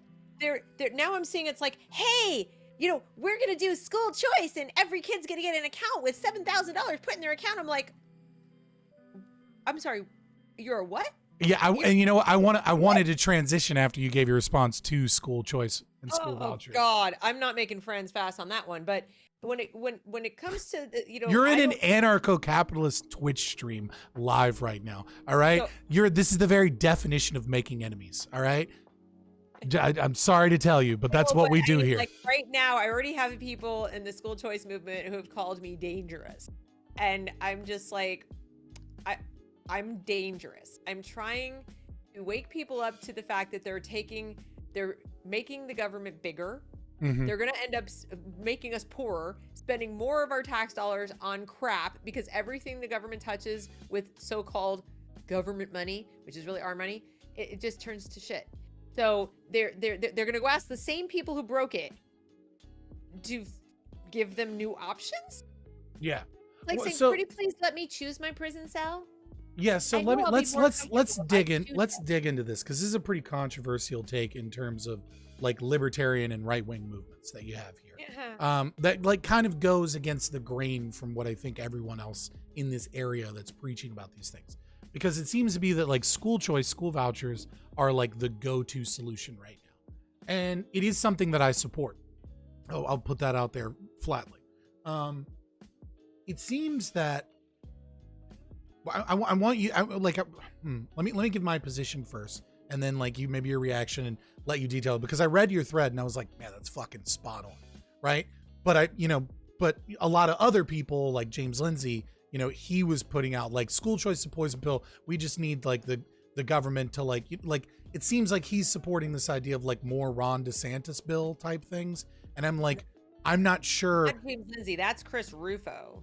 Okay, fair enough. But James Lindsay keeps pointing out all of the flaws. It seems to be that there's a reaction to positions like yours and James Lindsay was like, well, then give me the fucking solution, right? Like if you can't take a poison pill, right? But I want to give you that opportunity too. So, I begrudgingly accept it despite those dangers because, I'm the name of the channel is Fabian Liberty, right? I stole it from Fabian Society, kind of Fabian libertarianism. The idea being the more we open things up to the market, the more people are like, yes, more of this. And then slowly. Yes. If it were really the market. Okay. Fair enough. That's fair enough. Problem. Fair enough. All right. That's the Let problem. me spit this out before you go ham. Go All right. ahead, I know you're about to go. I know you're about to go. So, I do support the idea of school choice and school vouchers as a means of giving parents the ability to switch from one school to another on their own. I recognize, however, that there is a danger that with that comes additional regulation into the market, which poisons the market further. That being said, I feel it necessary to always move any government action towards more anarchism, and I don't know if that necessarily is doing that, but I can't see any other action that moves closer in that direction. I've got a list. Okay, and one of the things that I've always said when supporting this is I won't support school choice and school vouchers if they don't come with the same voucher monetary system towards parents that choose to homeschool. I will refuse to support any form of school. We don't want them. Please don't do that. Please don't do that. We don't want them. Go talk to homeschoolers. We don't want them. Every time they've tried that shit, they come in and impose new regulations on us. We don't want them. All right, well, go off. All right, you're biting, you're chomping at the bit. Do your spiel. All right, but I want to react. And this is we're gonna have some back and forth here. I won't believe that somebody who claims to be for quote school choice and educational freedom really is, unless they can tell me the list of things they have done to lift regulations on individual parents that are currently in place. In other words, there's low-hanging fruit out there that they haven't even discussed. For example, in every state, as you know, they regulate homeschooling differently. Yes. Now, some states are really easy. Some are surprisingly easy. Some states you wouldn't imagine. Others, like Massachusetts, if you do not have a high school, well, in my own state, North Carolina, if you don't have a high school diploma from like an accredited institution or whatever, you cannot homeschool your own damn children. You can be the smartest person on planet Earth. You can be perfectly capable of it, and you can't do it because the government says, no, you don't have a high school freaking diploma. All right. So right away, that's a group of people cut off. They can't, it's not even an option. They're not even giving them the option to like take a literacy test and do it. And even so, why would we want that? They're their children. So, I mean, if you are saying I can do it and I'm going to figure it out, even though I can't, we had immigrants come to this country who didn't speak a word of English, and somehow the children in their homes grew up without even school sometimes speaking English, and they're teaching their parents. So this notion that, the government can decide who knows enough to teach a kid is they're demonstrably bad at it. I agree. They haven't gone out to the states and the school choice people and mounted any kind of serious campaign to remove the regulations that are on homeschooling right now, which are not anywhere near as big a hurdle to accomplish as getting them to give you tax money out of the public coffers. So they should have at least done that, because had they done that, I think it would have been easier, especially in the middle of the pandemic. Hey, we need to open it up so people, even without a high school diploma, can homeschool their kids. Don't make them jump through hoops. Okay, nope, didn't do that. Would have been pretty easy to do. I want to interrupt just to add some context and some libertarian thought here. This is the problem that we like. This really shows the problem how the right has been captured by the philosophy of the left. They are no longer individualists. No. They've always been, the right has always been collectivist in the sense of, they're pre-modern, in a way, right? They're not postmodern collectivists, they're pre-modern collectivists.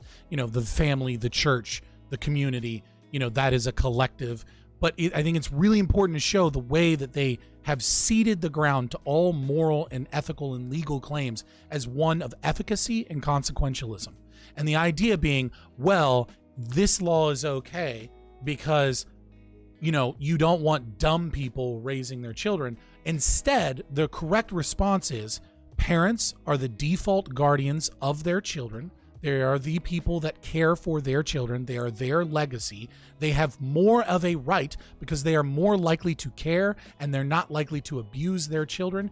They are the default guardians by birthing and by giving birth and creating these children. And those rights, you should say, are not, like, from a libertarian perspective, I wouldn't say that a parent has a right to their children so much as that they have a right to the guardianship of their children because they are the most likely people to be able to express an emerging adult's will. And this proves unequivocally, it's one of many things, but it really highlights how the right is captured by this idea of like, oh, well, that makes sense. People without high school diplomas, they're probably not going to do good at teaching kids. Whereas they're no longer thinking about rights. They're no longer thinking about the individual. They're not even thinking about their own values because they're captured by the left. What about? And I'm like, what about principle? What about it's none of your goddamn business? Yes. How about that? So like, let's just take Pennsylvania as an example. Not only do you have to have at least a high school diploma or it says its equivalent, but you have to show proof. You have to file a notarized affidavit. Okay, that must be filed with the local superintendent before you start your program.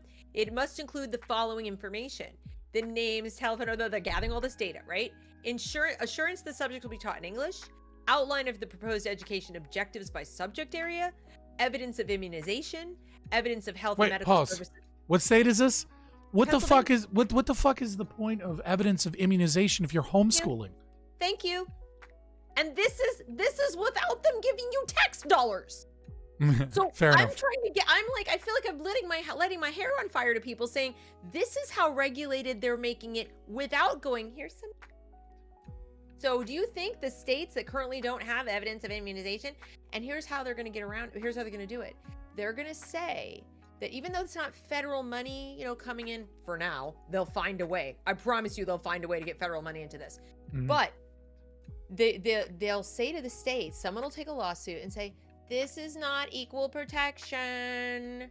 This is not, somebody will insist that these kids are not getting en masse or not being vaccinated, and it's not equal protection for the kids who are going to school, and they're going to cross paths, and oh my God, they might carry sickness, and state, you have to do something about it. And some idiot judge somewhere will say, wow, yeah, it's not equal, we're not equal protection under law. They're calling vaccination now protection of other people. Didn't we just learn that in the last 2 years? That we have this obligation to protect other people because we might cross paths with them? This is how they're going to do it. I don't want their freaking money. I don't want it. Because if this is what they're willing to do to us without it, and HSLDA can only fight for so long. I mean, I don't notice these school choice billionaires dumping money into HSLDA. So that's just giving you, one thing. You know what? That's a. You might get a little conspiratorial there, but that is an extremely fair point that I think should be hammered more often. Like if these proponents of school choice are so engaged in this battle, then why are they dumping money into a government solution to this as opposed to the community, that the activists that actually know about and fight for homeschooling rights? Right. And then they tell you what you have to teach. Mm-hmm. What subjects you have to teach and what grades, what the required courses are, how the high school graduation requirements. You have to maintain a portfolio, including required testing. I mean, after a point, and they tell you what kind of tests you have to take. So after a point, this costs money. But so even if they give you the money to pay for this stuff, they're definitely going to choose which of the tests. They're going to choose which one of the curricula they think you should do. And the only thing that's going to be home about it is they don't have to go to the building. And whereas in North Carolina, for example, I have more leeway on what I teach. I don't have to follow the state standards. I can graduate my kids when I think they're done. So we don't have that. There is a thing about how many days a year they should be doing stuff, but nobody ever comes to check. We do have the high school diploma. We don't have the vaccination thing. So it's like more lenient here. South Carolina, where you think it's like, oh, they were the first ones to nullify, right? Yeah, they're even more strict than here. You have to join a state-approved co-op. I mean, it's like insane. So I guess my question here is what do you see as the solution towards, because like ultimately the goal for me, I'll just put my goal out there. I don't know if this is your goal, but ultimately my goal is a complete defunding and abolishment of all public schools. Yes. So what is, so I mean, here's the thing. When we look at the economics, right? The more parents that homeschool, right? The supply of labor will go down in the country, right? Obviously. It's impossible to homeschool for them anyway, so. Well, that's the thing. So as the supply of labor goes down, right, the demand for labor increases, which means wages increase. So there is a recognition that I have that the more people that homeschool, the better pay. There will be more, well, not more, but there will be less people looking for the amount of jobs that are available, which means there will be higher wages because in order for them to remain competitive, they have to, hire more. And so I recognize that if we do get rid of public schools, right, that the problem will work itself out. The impoverished individuals in America that don't have the ability to send their kids to private school, well, it's like, we'll have to figure that out with some charity and things like that. But my question is how do we sell people on this? Because people have become so married to the idea of public schools, and conservatives just want to get their kids out of these crazy schools. And as I'm going to show you some documents later, private schools, even private Catholic schools, are not safe. Also, that's what I keep telling conservatives is like out of the crazy schools and into the other crazy schools. So, I mean, first and foremost, whatever else you might think of voucher programs, do not think of them as protecting your kids from the woke ideologies and the toxic ideologies. That's not happening, okay? And don't think they're going to get your kids better academic standards. They're not. The dumbing down has been happening for so many decades that it's almost indistinguishable. The only thing you are protecting your kids from, and this is why the argument that it's a little bit, you may in the near term protect your kids from some of the violence, like some of the just the physical violence and some of the more egregiously obvious garbage bag. Right, if you can move them from a high crime area to a different school. That's about the only thing you can do. But if you honestly think you're bumping up their academic standards or you're bumping up their getting rid of the woke stuff automatically just because you made a switch to private, no. Well, not only that, but what'll happen, right? Like, I think it's very obvious. What'll happen is you'll see an increase in public schools. In private schools. Many of these private schools will be designed to cater to lower income demographics. And the really nice private schools will just increase their tuition rates so that you get your school voucher, but it's going to be the same cost to you anyways. And so the wealthy, affluent people are still going to go to the really nice private schools, and the poor and the middle class will just have a choice between public schools or a school voucher to a private school that's run with the exact same standards of education and everything that the public school is run by. And so I don't see much of a difference there. The thing that leads me to pause on this though, right? That the reason why I still support this is that even under those circumstances, I think it gives people a sense of engaging more in choice, engaging more in the idea of being able to choose. It pushes that needle in that direction. And I think it also, even if the standards and the crap is all the same, that doesn't mean that there aren't people that live in suburbs where their kid is specifically in a district where one school is worse than the other. And so there is some capacity to lessen the damage. But maybe that's a pipe dream. In a rural area, school choice is a moot point. I mean, if you 100%. It's just like, okay, that doesn't apply. And if you live even in some suburban areas, like I live in a sort of suburban area of Charlotte, and although it is technically Charlotte proper, it feels suburban. And we have Charlotte's a wonderful city, by the way. You should go check it out at some point if you're ever on the East Coast. Love Charlotte. The thing about it is though that we have We already have a bunch of magnet schools and charter schools, whatever. So I've been able to observe firsthand. In fact, I pulled my kids out of one public school and put them in a charter that, you know, sold me. Their dog and pony show was like, wow, this is awesome. This is going to be so much better. It was 100% unadulterated bullshit. Literally everything they told me that they were going to do, they did not do. What did I come to find out over the 3 years that my kids, my two younger kids were at this school? That the chairman of their board was also the head of the convention center here in Charlotte. He was the guy in charge of that. Very politically connected, you know, lots of friends in high places. This I do believe was a vanity project for him to have this, and he was building a high school and all this kind of stuff. The woman that he put in charge was a Harvard grad, super duper progressive, and she was talking about things like white privilege and all this kind of stuff, unbeknownst to me, as if it was just an absolute fact, whatever. And that's why he picked her. But everything they told us parents that was going on, we thought was traditional stuff. So, but watching parents choose this school was really depressing. Because they chose it for many of the same reasons that parents choose some kind of a name brand. You know, it had slick marketing.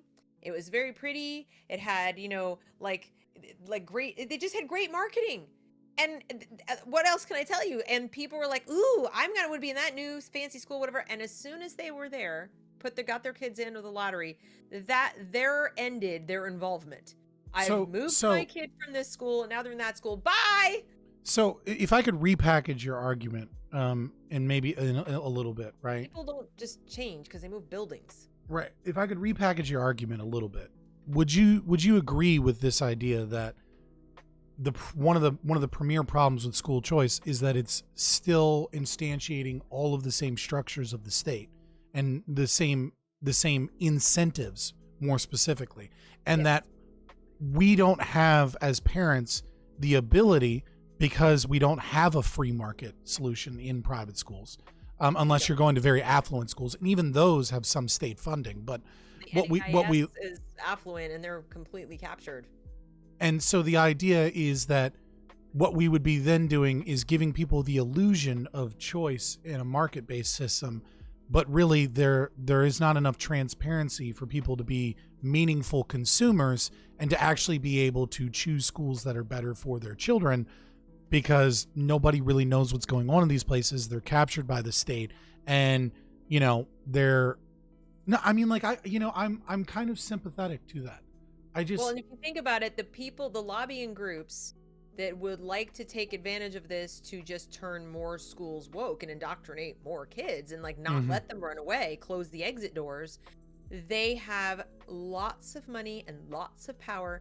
And here's what they have that, you know, conservatives or libertarians have. They own the pipeline for teachers. And no matter how you slice it, if you have a private school getting public funds, I cannot believe they're going to allow those schools to hire uncertified teachers. Yeah, well, I mean, it's a licensing thing. It's the same issue I have with with gender ideology, and you know, giving Lupron and things like that to children, you know, hormone replacement therapy and things like that. Is that, you know, the ACA and the APA and LSMW are captured by the state, even though they're private organizations.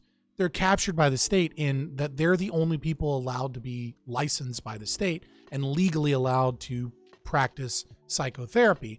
And so because of this, you know, you don't have a meaningful choice. And the psychologists and the counselors, they don't have a choice because they don't want to get fired for an ethics violation.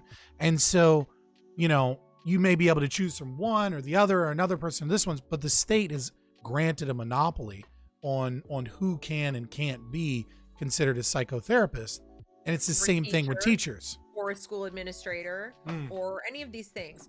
And you know, if they're going to say it has to be an accredited institution or you can't use the money, or and they're telling me not. They're telling me the Arizona program is you can use for anything you think is education. I'm like, I'll believe that when I see it. Yeah, I don't buy that for a fucking second. Yeah. The FSA programs don't work like that. You know, I look at medicine as my hint as to how this is going to work. I mean, look what Obamacare. You can keep your doctor. Oh, can I?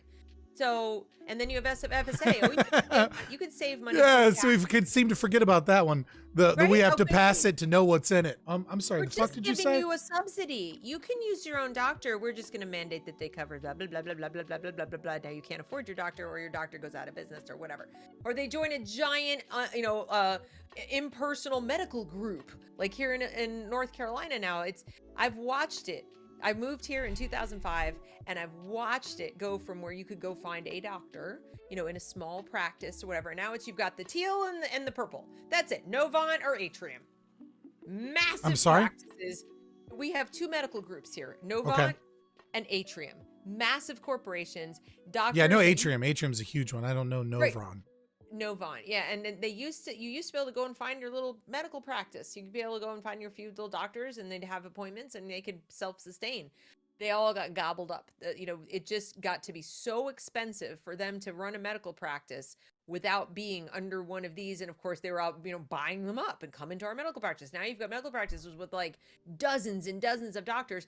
They may spend 10 minutes with you. They basically are pill pushers. They're just like, here, let me write your script. Here, let me write your script. They don't even, I had a mini stroke back in January, and I'm a very healthy person.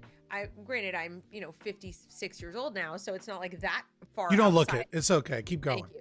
But it's not that far outside the realm of possibility. I hadn't had COVID. I hadn't had the vaccine or anything like that. I just had this weird transient ischemic attack, and my blood pressure was through the roof. I mean, nobody could die. Nobody could even they ran test after test after test after test. They almost gave me the wrong medication. I couldn't bring my family into the hospital. It was an absolute nightmare. And this is on the heels of, we're going to fix medicine with subsidies. Private medicine is too expensive. People can't afford it. So we're going to give subsidies. And look what happened. So- Why would anyone think education is going to be any damn different? So Mark and I are both individuals that utilize the VA.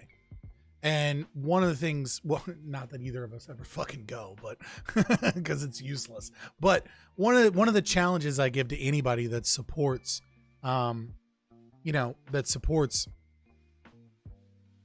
socialized healthcare, we'll say, as an umbrella term, is if you support that, right? I don't even want to argue with you anymore about it. What I want you to do is I want you to grab your car keys. I want you to hop in your car, and no one's going to stop you. You'll be fine. Go to your local VA hospital. And I want you to just walk around go eat lunch there at like the cafeteria or whatever. Go visit the shop. Go, just casually walk through the emergency room. And you might get questioned at some point and be like, oh, I'm just doing something for like a school project or something. I'm just looking around. Carry a clipboard with you. Just carry, maybe not. That might call us more attention than anything. And just look. And if you don't walk out of that place feeling the death and misery that exists in a government-run healthcare facility, if you don't walk out of there and see a Korean war veteran that's like lost a leg and has like one of those like war veteran hats on and is dejected because he's been there for 8 hours just trying to get antibiotics, right? And you don't see the complete inefficiency and like horrible nature of that system and realize that that's what happens when government makes a monopoly. And then there was no point in talking to you about this anyways, because Right. you were never going to be convinced. But Right. I mean, that's my challenge. So anyone that thinks that the government is doing schools effectively, recognize that you don't really have a meaningful understanding of something different other than really nice private schools. And you think to yourself, oh, that's just the rich. But to bring it back down to earth, just realize your doctor and your health insurance and your stress about that. And then go see what government-run health insurance looks like. And this is after supposedly McCain and Bernie fixed it.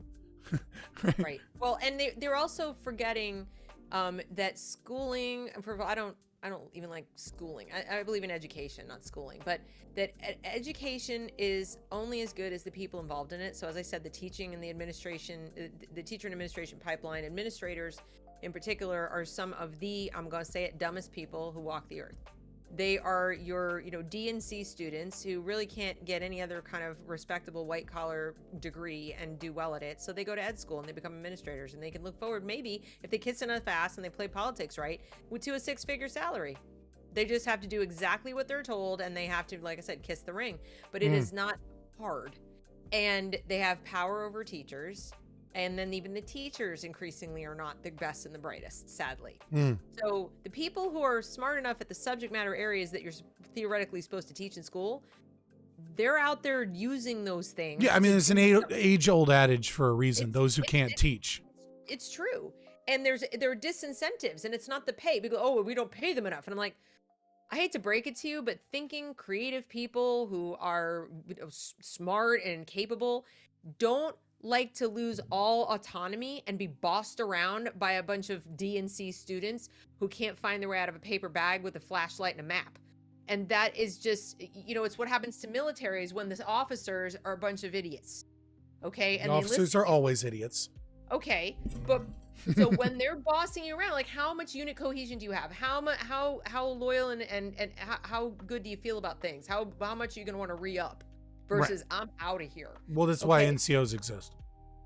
So that is what's happening in schools. And so the good teachers who are the people you'd actually want to be teaching your kids are dropping like flies. They're fleeing, or they never go into it in the first place. They quit in the first couple of years, high attrition. And the ones who stay are staying in many cases for the wrong reasons. We've seen them on TikTok. Or they're bitter.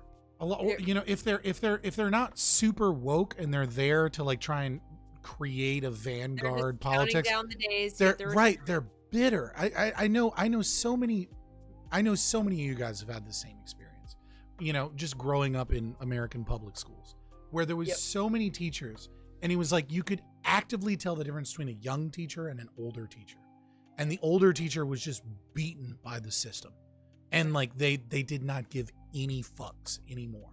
You know what I mean? Like it was like the young teachers still had like a certain passion to them. They had like ideas, they wanted to do things. The older teachers were just destroyed.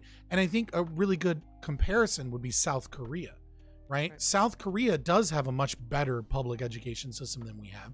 And one of the reasons that they do is that they don't have teachers unions. They have a meritocracy-based system. They also take the top 10% of the class. You can't be a teacher if you are not in the top 10% of the class. And that seems fair to me if you're going to have that kind of a school system. But, it's one of the things, you asked me about the Montessori system or different systems. And I just don't support systems because systems are inherently anti-market. And in my opinion, and when you fund them with tax dollars, it just compounds the problem. I prefer a solution where we allowed parents to decide, perhaps as early as when the kid comes home. Like you have a kid, you can, or even when you decide you're going to have kids, you can start funding an account that is pre-tax for education. And it's your money, you keep it, you don't use it or lose it kind of garbage, whatever.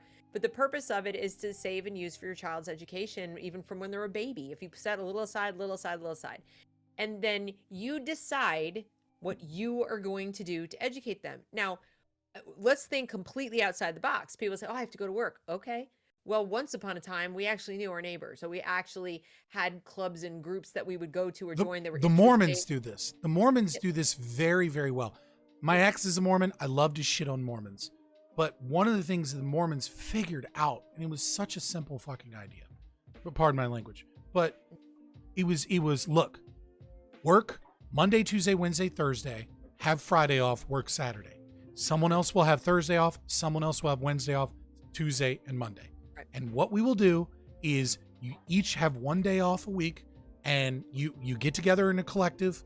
You guys have the same shared values. You go to church together, right? Yeah. Like it's a voluntary association, right? Exactly. And a parent will homeschool 5 or 6 kids, and everyone knows the parent. They have a meaningful relationship with the parent. They're at service every Sunday. Like they're involved with these people personally. And they know them well, and these people still work 40 hours a week, and there's no issue to their finances whatsoever. There's just one day off a week. They're educating kids.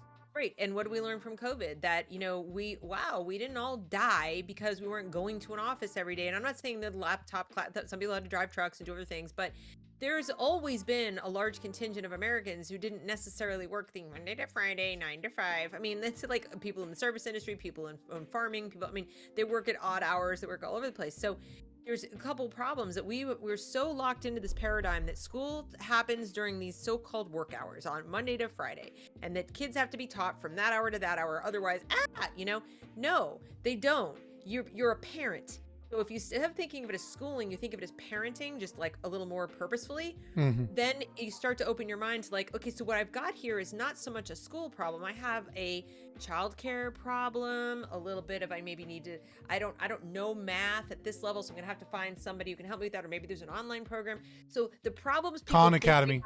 Check it out, boys. There's many things. Simple solution. I mean, it's maybe not the best one. It's a very easy to use situation for parents that don't and they understand. don't cost a lot. There's a absolutely enormous secondhand and consignment homeschool curriculum and books thing. There's used books. There's a lot. There's library. You're carrying around all the knowledge. More than that, you can teach your children how to think, which is something that is not taught in schools. You can teach your children philosophy. You can teach your children, literature, and you can engage your children in things that are interesting. You can chase their interests. Actual family. So you asked, how do we sell it? Okay.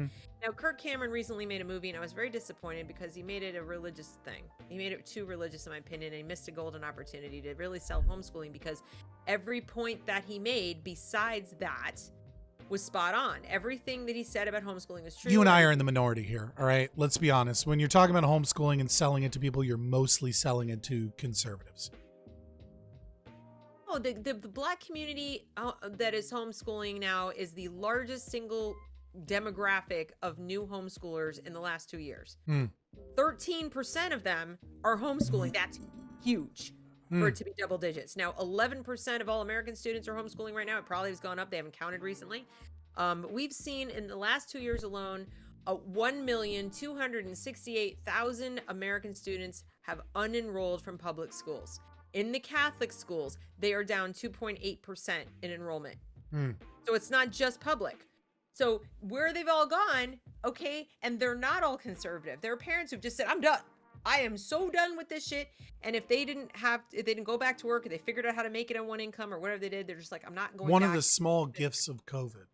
Yes, really? I mean, honestly, because it proved the government's inadequacy to handle the education to a lot of people. And so we need to stop thinking in terms of like school equals this. What he showed that made it aspirational was reminding parents, like, why did you have the kid? Like, you wanted to love and raise this child and have a family with a family life and family joys, and you wanted to watch their milestones, not just, oh, good, I watched you learn to walk, now I'm gonna miss everything else. Okay. So right, here's another thing that I thought is really interesting is Tennessee. It's a quiet study. I'll see if I can put it in Discord later, guys. They did a study on preschool, and there's very little studies on preschool, which is really fucking interesting, because there is this idea that you got to get your kids in early into preschool because it helps them. And most of the studies that you will find on preschool show that literacy rates increase, that math rates increase, that test scores increase. All of these things go up. But the sneaky little trick that they do about these studies is that these studies are done a year, 2 years, and 3 years after preschool. What they don't do is long-term studies. And when they show long-term studies, what they find is that not only do they level out to everywhere else, which proves that it's not efficacious long-term, but they actually have worse rates in all of those categories, as well as more likely to commit crimes, more likely to have problems. And the reason is because they're not socialized, not in school, but the more important socialization, which is to the values of the family. That you're not problems. They have attachment issues. Yes. You do psychological harm to your children by putting them in preschool. And it's difficult to do homeschooling studies because there's a really, really hardcore self-selection bias in homeschooling studies, which is that people that homeschool tend to be wealthier, and they tend to have more involved parents. Not true. Am I wrong to say that homeschooling children are not slightly higher in socioeconomic status than the general public? Absolutely not. 100% not. I was in a homeschool group. All right, fuck it, I'm wrong. So this is the expert here. I'll take her. I'll shut up. In the Charlotte area in particular, I mean, I would go to park days with families that had minivans duct taped together. I mean, I was probably the most well-to-do homeschooler in my homeschool group, and I was, middle class. Can you send me a study that shows the socioeconomic status? I mean, like not right now, but like before, I'll see what I can find. the next day or two. Because I mean, yeah, I've read the opposite, but See, here's the thing. What homeschoolers have done is they've made a decision, and I'm not going to say there are no well-off homeschoolers. Of course, there are some, but they've decided to do without. People want to comfort themselves and say like, well, I can't afford it. I can't afford it. I can't afford it. It's like, did you go on vacation last year? Where'd you go? how many times have you ordered DoorDash instead of How cooking? many times you order DoorDash? Do you go to Starbucks? Do you get a new car every 3 years or so, or is your old one got over 150,000 miles on it and you own it outright, and it's got some holes in the seats and stuff like that? Did you buy it used in the first place? What you find in the homeschool community is you find people who have made a life decision. It's not just an education decision. They've decided this is how our family is going to be. We are giving our children the gift of childhood. We're literally deciding that they're not going to remember the, that vacation to Disneyland half as much, especially when you took them when they're 5, don't remember hardly at all. They're not going to remember that as much as the 13 years you actually gave them. It's something like 16,000 hours reclaimed of your child's life. Yeah, I mean, one of the things that's really interesting when talking about family or person you give a shit about. So like a little side note, right? One of the things that's really interesting is bulimia and eating disorders. Oh god. Extremely less common with homeschooled children. Yeah. And one of the reasons is that one, you're there. So you can see the warning signs beforehand. But also the best way to stop eating disorders is to sit down at the table and eat with your children. It's the number one way to stop eating disorders. There's nothing more powerful to stop your child from developing an eating disorder than to have dinner and sit at the table and talk and eat together. But they find that when you're spending lunch with your children, right, and you're spending dinner with your children, and you're spending breakfast with your children, it almost eliminates. It doesn't fully eliminate, right? Like there's still issues, right? Like there's still a mental issue of like lack of control. And obviously if you're a bad parent and you're abusive, like that's going to cause problems, obviously. But it drastically reduces the likelihood that your children become bulimic, anorexic, or, and this is the really important one here in America, overeating, binge eating disorder. Right. Because a lot of that is self-medicating. Whether it's, the not eating or the overeating, whatever it is, the cutting, all these kinds of things, we don't tend to look at school as a correlation to these disorders. We tend to think of it as, something's going on in the home, and there may well be something going on in the home, but very often there are things going on in the home in part influenced by the fact that you've got two parents working, so they're not exactly relating to each other all that great. You've got, the parents at odds with the kids very often because they hardly spend any time with each other. They don't know each other. I mean, you're spending 2-3 waking hours with your children, especially past the age of 10. You don't know them, and they don't know you, and you have like people permanent house guests that are kind of unruly and are trying to figure out where they fit in the world. And which is normal, which is completely developmentally normal, except they haven't come along gradually to see like how the household works, what you do, what your values are, all that kind of stuff. And they're not in the world. So when, my kids were little and we were homeschooling, people were like, oh, don't you worry about them not knowing how to talk to people? I'm like, we're out of our house like almost all day. We maybe do. How many hours? Yeah. Like if I was homeschooling my son, right, which, he's autistic. I don't know that I can handle it. But if I'm being honest, I probably need professional help. But if I was like, do you know how many times I would take him to the aquarium just because he's obsessed with fish? Right. Like he'd love, and like Finding Nemo is like he's just obsessed with it. Like this back here is not for me. I don't give a fuck about fish, right? But my son loves looking at the fish in the fish tank, so I have one, right? Like there are certain things that like I just know would be better in that regard. But this idea that I'm just going to stay locked up in the house, no, I'm going to go crazy doing that. I'm going to take him to an aquarium and I'm going to teach him about different fish, and I'm going to teach him about shit that he's interested in, because I'm going to engage his mind in the idea of thinking and the things that interest him, and not a curriculum for 30 or 40 children that says this is what you need to do. Right. and no one person or even 2 or 3 people with an 8 or whatever they could ever possibly give the children the attention that they need and deserve when they're young, or to pick up on what's really going on. And what you end up having is a lot of projection. The teachers, even well-meaning ones, will project their adult views or values onto the children. If they aren't parents themselves, they do it more because they're not their kid. You know your kid best. So it's kind of like you just have to think, am I raising a college student? Am I raising a worker? Am I raising a voter? Am I raising an activist? Or am I raising an adult? Am I raising a productive, adult, independent member of society who I actually want to have at my Thanksgiving table and, have a conversation with every now and again, who, I can trust to not stick me in the state-run old folks home and unplug me before I'm quite ready to go? I mean, I don't mean to put a fine point on it, but, and developing those relationships so that, like, when they have children, they have meaningful relationships with their parents. But I want to pivot off, because both you and I seem to be the type that can just go off. There are solutions. People just have to be able to step outside. I want to black pill you for a moment, though. All right. I want to show you some of these documents, because I think it's insane. I won't be surprised. But I know you're not going to be surprised, but I think it's important to maybe get our reaction to these. I can as translate. Well. Yes. So I want to do that, but first, you talked about systems, right? The last thing I want to touch on. You talked about systems. Do you know Max Weber's Peter Principle? Oh, where you get promoted to the level of your own incompetence or something yes, like that. yes. Is that what it is? So I think that is something like I wanted to just bring up in that conversation, because I think that's something you were kind of like talking about without explicitly saying. Headmasters, yeah. Right. It's like this idea that when you have these large systems, and develop a bureaucracy, you create an inefficient system, because everyone gets promoted to the, they rise to the level of their own incompetence. And so I think you're right that it is, I wouldn't say it's necessarily anti-free market. I would say more that it's less likely to succeed in a free market, but nevertheless, maybe semantics at that point. It's just not, it's not a when they say it's a free market system, or when they say fund students, not systems, it's such a lie. You're not, what does that even mean? Unless you're telling me every student is going to be a free bird homeschooler, you're not funding students.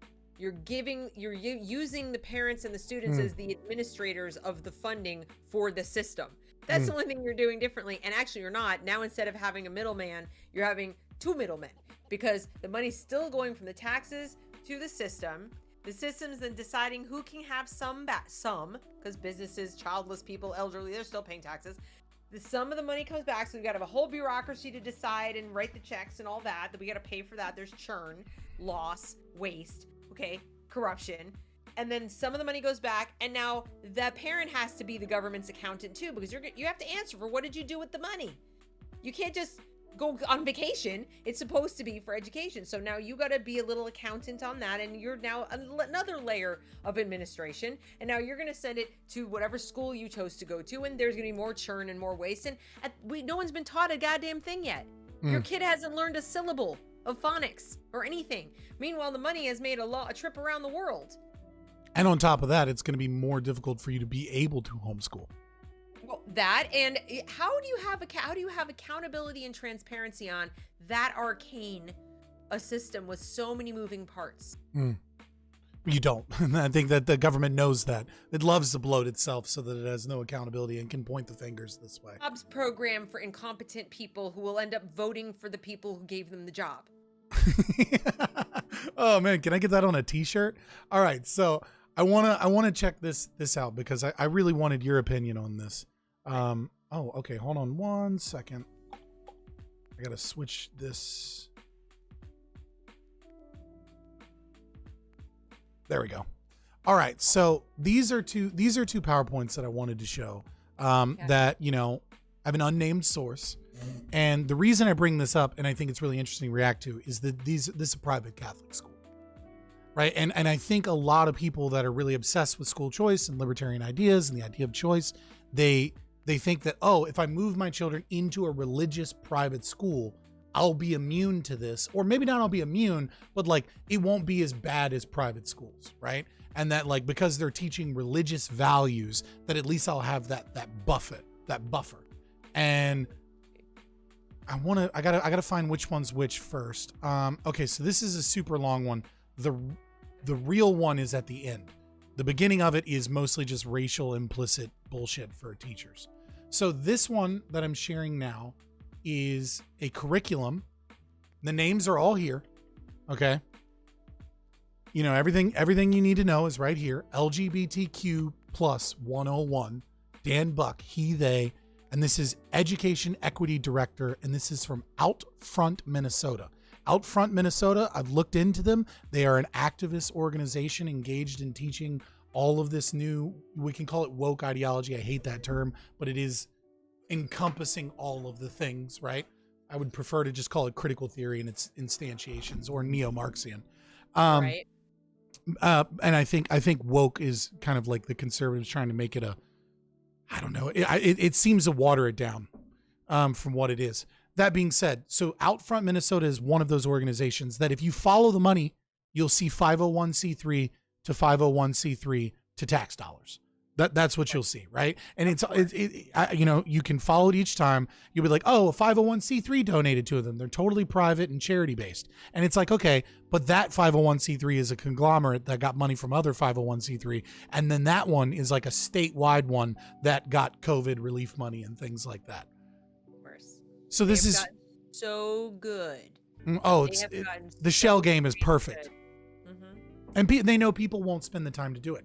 So I wanted to show some of these things that they're teaching young children in Catholic school, in private schools. So, you know, their mission is to create a state where lesbian, gay, bisexual, transgender, and queer people are free to be who they are, love who they love, and live without fear of violence, harassment, or discrimination. That exists right now. I don't know about live without fear, but none of us live without fear.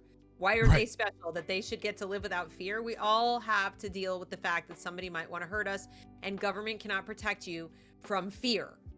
These kind of claims are so ridiculous. As for the rest of it, that's already the case. A state where LGBTQ individuals have equal opportunities, already the law. Yeah. It's already the law. This is the law. They write these things in such ways to make you believe that they're still oppressed. They're not. They have equal protection and rights. What they don't have is special privileges. And that's what they're really saying. And then, of course, so like you said, equal opportunities, protection, and rights. Where? Right. What protections? Where are these? Right. And I would like to point out, make the best choices for their own lives. Translation: use whatever the hell bathroom they want, no matter what they look like or what kind of past they have.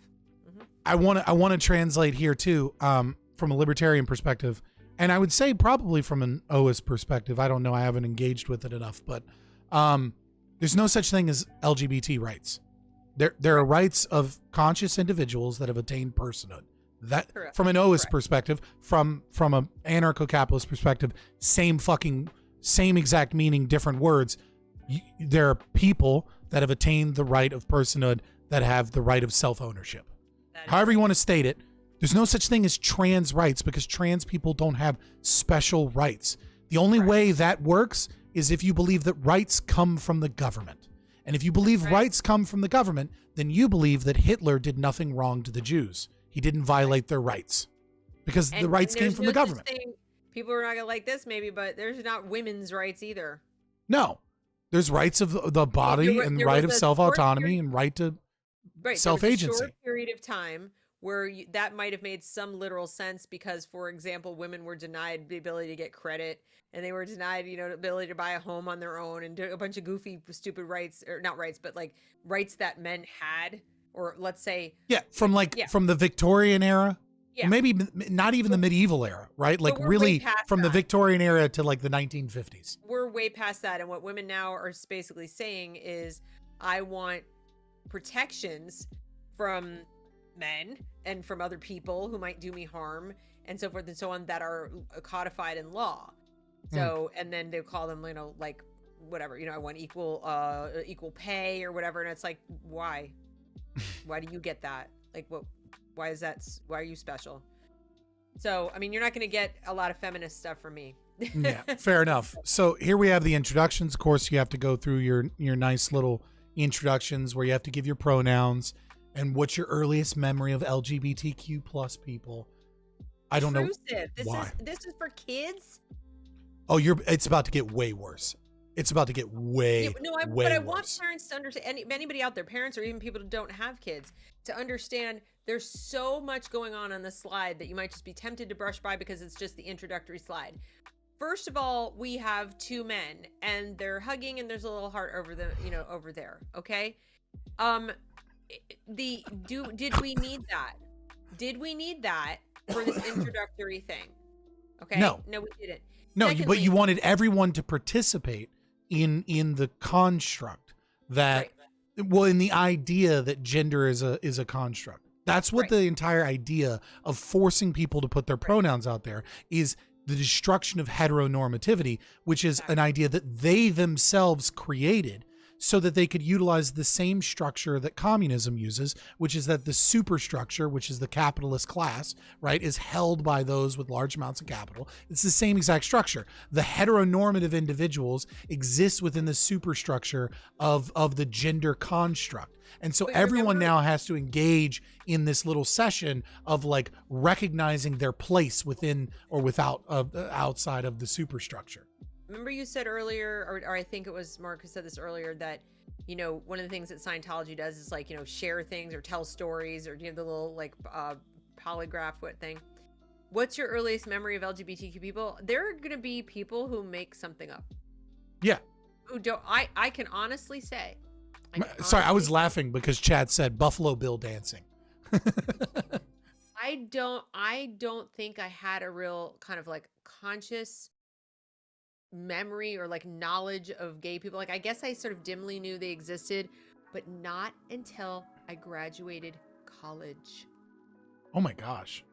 That actually seems awful. Actually, as a matter of fact, the libertarian in me is like, man, that seems like a lot of people were forced to hide themselves in a way that sucks. If I think of a memory of LGBTQ people, it's simply the fact that if I knew any, I think I knew some gay people, but it was just a fact. Right. It was just a fact of the world that you lived in. Right.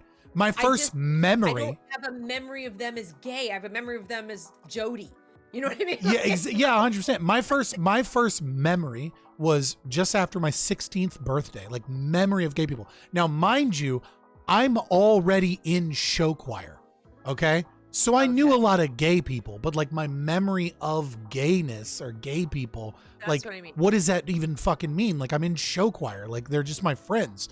But my first like memory actually is probably the Channel Point redemption, actually, when I was 14. But that's a story for another time for y'all that don't know it. I want to continue on. So I just didn't look at it like, they were just people that I knew. And we just didn't, generally speaking, at that age or anything, like, talk that much about our sex lives with each other. It's not that people weren't having sex. It's just today people are really open about the most private details of their sex lives, and we just didn't do that. So it's gonna get a little bit worse. But for the uninitiated that don't understand how these people act, this again seems innocuous. So these are the ground rules, and I'm gonna go through them quickly and give like a soundbite, and then I'll let you go. Ground rule 1, confidentiality. What does that mean? That means triangulation.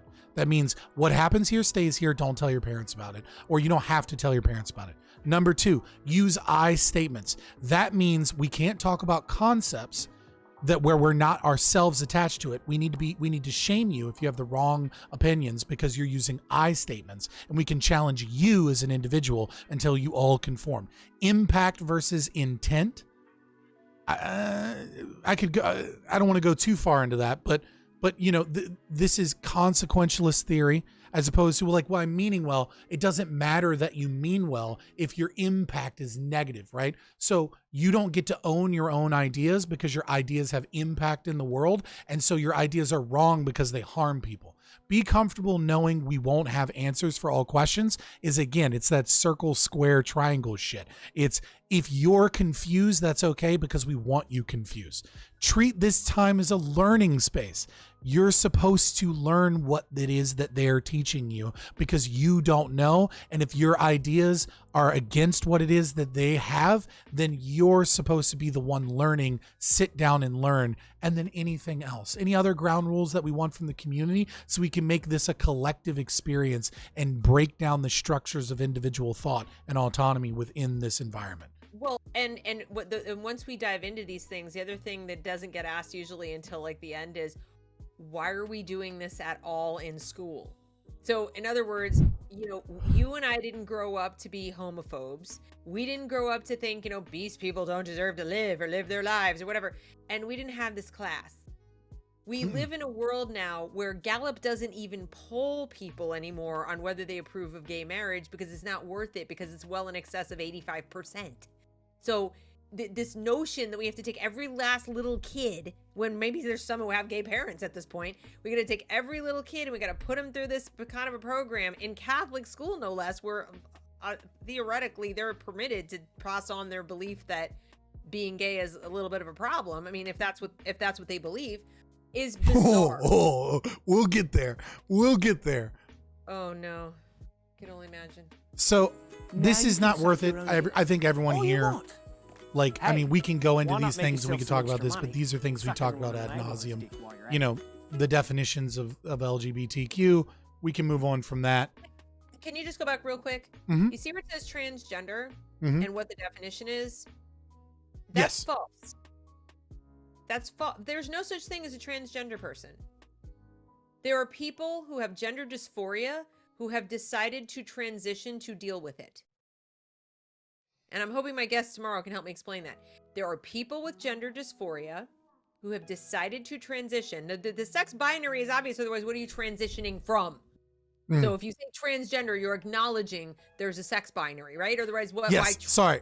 Let me pimp her for a second. She's going to be talking to Buck Angel tomorrow on her YouTube channel. So make sure you subscribe and you follow her if you want to check that interview out. But I just want to go back there because you're telling young children, okay, that whose gender identity differs from the sex they were assigned at birth. You don't have a gender identity. You may have a gender expression, okay, or you have gender dysphoria. Now, gender dysphoria is, like I said, there are people who it's just so bad and they cope with it. They go through therapy and they, like Buck did, and it takes years and years and years, and they finally decide, this is my treatment. I need to become.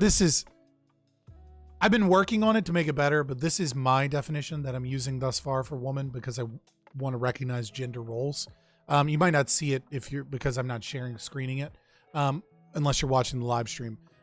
Women, the socially constructed role inherent to the adult human female. That's what I've been using because I do recognize that gender roles are obviously a thing, that gender is in some way definitionally different than sex. And I think the left has used that as a means to wipe out any essential element to those definitions. Otherwise, why would they be different words? Like, are they perfect synonyms? I don't think so. But then what do you call the sex female? Or you call it female? An adult human female, yeah. Okay. So woman, I see you're differentiating woman from female. I'm differentiating woman by female and saying, I do think that gender exists, but I think it exists as male and female. And I would say people that don't fit easily into one of those two categories are, playing the role of one or the other, or they might be playing a different role.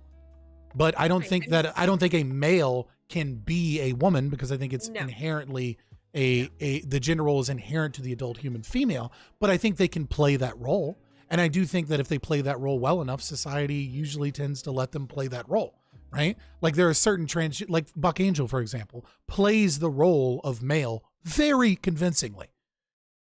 Right. And he would say he's a transsexual. He would say that's the terminology he would use. I just think what is really insidious is in using the definitions that are specific to the trans ideology. Mm-hmm. They're not scientific, and a lot of parents don't understand this. They don't understand that we as yet do not have agreed upon reasonably close to objective or scientific definitions for some of these terms. Well, in particular, non-binary, queer, and transgender. Mm-hmm. These are terms that are ideological and or political. And yet they're putting them into curriculum for young children as if they are as factual as saying, the definition of a socialist is X. Like there's a definition of a socialist, there's a definition of a fascist, there's a definition of a individualist, whatever. Don't take me there because I have 3 different definitions for socialist. But we've spent years and years and years and years debating what they ought to be, right? Mhm. This is pretty new, and it's like the group that is the most activist said it's this, and the Yes. rest of us weren't allowed to participate in the debate. Well, it gets better. If we try to participate in the debate, we're cut out. So it gets better because we got a binary framework that we're going to teach your Catholic children, right? So we have assigned sex, gender identity, gender expression, and attracted to. So it's full on instruction. For the record, this is for sixth graders, from what I understand. Yeah, this is wildly inappropriate. For sixth graders, yeah. So this is just out of elementary school, the first year in middle school. This is what you're getting, right? And then this differentiation even between gender identity and gender expression. Now, I have no problem with gender expression, masculine and feminine. I think that that's true as well. It is a role that people play. Like there are androgynous people. There are people that express themselves more femininely and more masculinely. But this idea of gender identity is the problem here, is that they've gotten rid of, they're slowly, because you know, you and I both know how they love to change the language. And so they've almost done away with the term role other than to explain the definition, right? And now it's identity because the idea is anybody self-identifies as these things, when that's not what a role is. That's how they justify self-diagnosis, because you can't, to allow a child to self-diagnose with what has heretofore been classified as a disorder. Gender dysphoria is a mental condition. It requires treatment. And in order to allow a child to self-diagnose, you have to say identity, not illness, not dysphoria, identity. But it now gets you better. can't consider it a problem. So then we tell people intersex, right? So a term for a variety of conditions in which someone's reproductive or sexual anatomy does not fit what we have determined to be typical male or female Percentage of biology. people, like, Yes. Yeah, it's like 0.0002. sixth graders don't need to know this. I would say the odds of them meeting a true intersex person in their life are about as high as getting struck by lightning. Probably. I mean, maybe a little bit higher, but not much higher. Not much. It's what, 1 in 100,000. So, but here's why we're teaching them this. What does this tell us? The existence of intersex people shows us that the idea of two clear and distinct sexes, the sex binary, is a myth. Whoa. Even intersex people. That is a lie. Yeah. Even Well, like intersex people. Klinefelter syndrome is XXY. They're men with some doughy, hip and breast tissue. This They have is a disease. straight up lie. Yes. This is a straight up lie. This is scientifically illiterate. And they're teaching, I mean, I'm glad you pointed that out, because that's just not true. It even says their reproductive or sexual anatomy, not their chromosomes, not their DNA. I get with the definitions personally. I think that intersex people personally, and this is something that's a bit of a hot take, but it's the way that I look at it definitionally. Crucify me if you want. I don't think that they fit in either gender. I think that that's my personal position. But I don't think it shows anything about the myth of the sex binary. What it shows is that they have a disorder.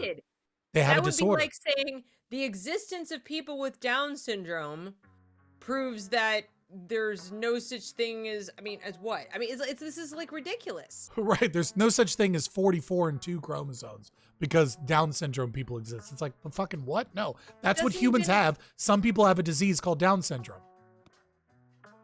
It's a chromosomal abnormality, just like intersex is a. So this is where it gets real rough. So now they're going to attack the Christian. Do you know much Christian philosophy? Yeah, I was Christian for a little while. Okay, so you know about Imago Dei. I was nothing. So you know about like Imago Dei. Yeah. Okay, fair enough. So originating in Genesis, the image of God, tell us that we are all made good in the image of a loving God. Theologian Virginia Mollencott believes that, quote, the church must let go of an inaccurate and unjust binary gender construct that does not allow room for a Christ himself, who is also Christ herself. Okay, well, that's good for Virginia. Theologian Virginia Mollencott. Okay, that was the sweetest grandma thing I've ever heard in my entire life, and I love it. Well, good for Virginia. Like, I mean, we have 2022 years of Christian history, some of it pretty freaking messy over what to believe, and Virginia shows up and tells us, "Oh no, it's this." I don't think Virginia gets to do that. And I'm not even Christian, but I don't think it works like that. So then they have an activity. Now we're going to do a gender survey. Tool we use for all trainings to get the gears turning. Take 5 minutes to answer the questions in the next slide. Don't worry if you get stuck. Just move to the next question. So we're going to do how they make everything colorful and rainbow-like? It makes kids want to be part of this. Mm-hmm. Here we go. 1. How do you know what gender you are? Oh, dear God. Can you describe your gender? Immanuel Kant has entered the building. How do you know? And now Wellspring has entered the chat. Now that's how you know she's an objectivist, is immediately she gets mad and just brings up Immanuel Kant. No one except for objectivists bring up fucking Kant ever. And then objectivists just enter the room and they're like, this is fucking Kantianism. I see it. Number 3. It could be other postmodernists, but how do you know? It's like... Yeah, exactly. Number 3, when did you first become aware of your gender? 4, how have your family and friends responded to your gender expression? 5, what do you really think about what do you really like about your gender? And 6, what would you change about your gender or other people's perception of your gender? They're in 6th grade. Right. It's the entire assignment. Last year.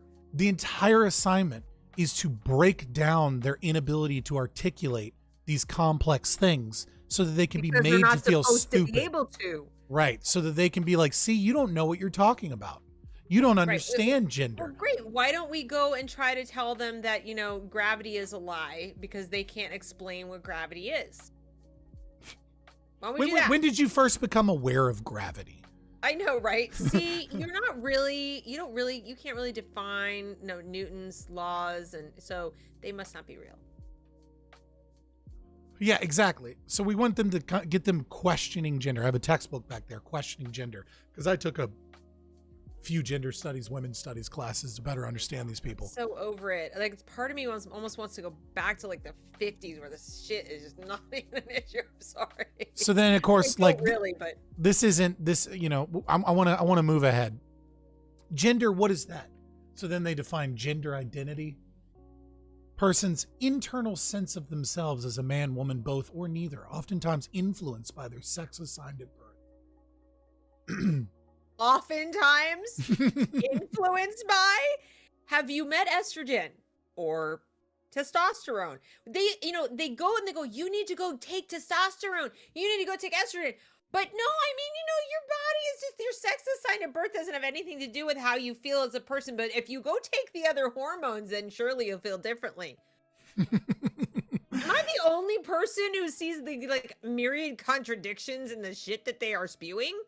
Well, they see them, but they don't care because they don't have a problem with contradictions. But don't the parents, aren't there adults out there who say, let me get this straight. So parents don't know this shit is happening. Gender at birth.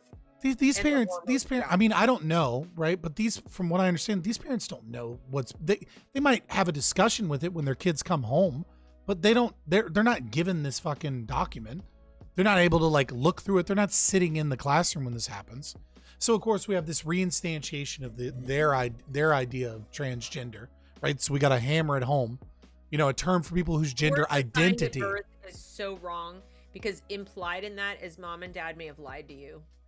Oh yeah, but don't worry, this is a confidential space. You don't have to tell your parents about it. But you should feel challenged and confused. And then they go even deeper, and they explain two-spirit, non-binary, gender fluid, gender queer, transgender man, and transgender woman.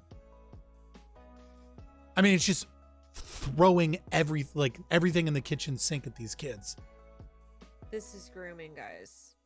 Yeah, and it's happening in private Catholic schools in Minnesota. People are sitting there and they're going to say, oh, come on, do you really think everyone's a pervert? And well, actually, a disproportionate number of people who work around kids are. But no, this is ideological grooming. Yeah, this absolutely. is grooming to change your worldview. from Western Enlightenment, individualistic, thinking to the collectivist successor ideology where individuals are problematic. I mean, it brings to mind things like Mao. It gets better.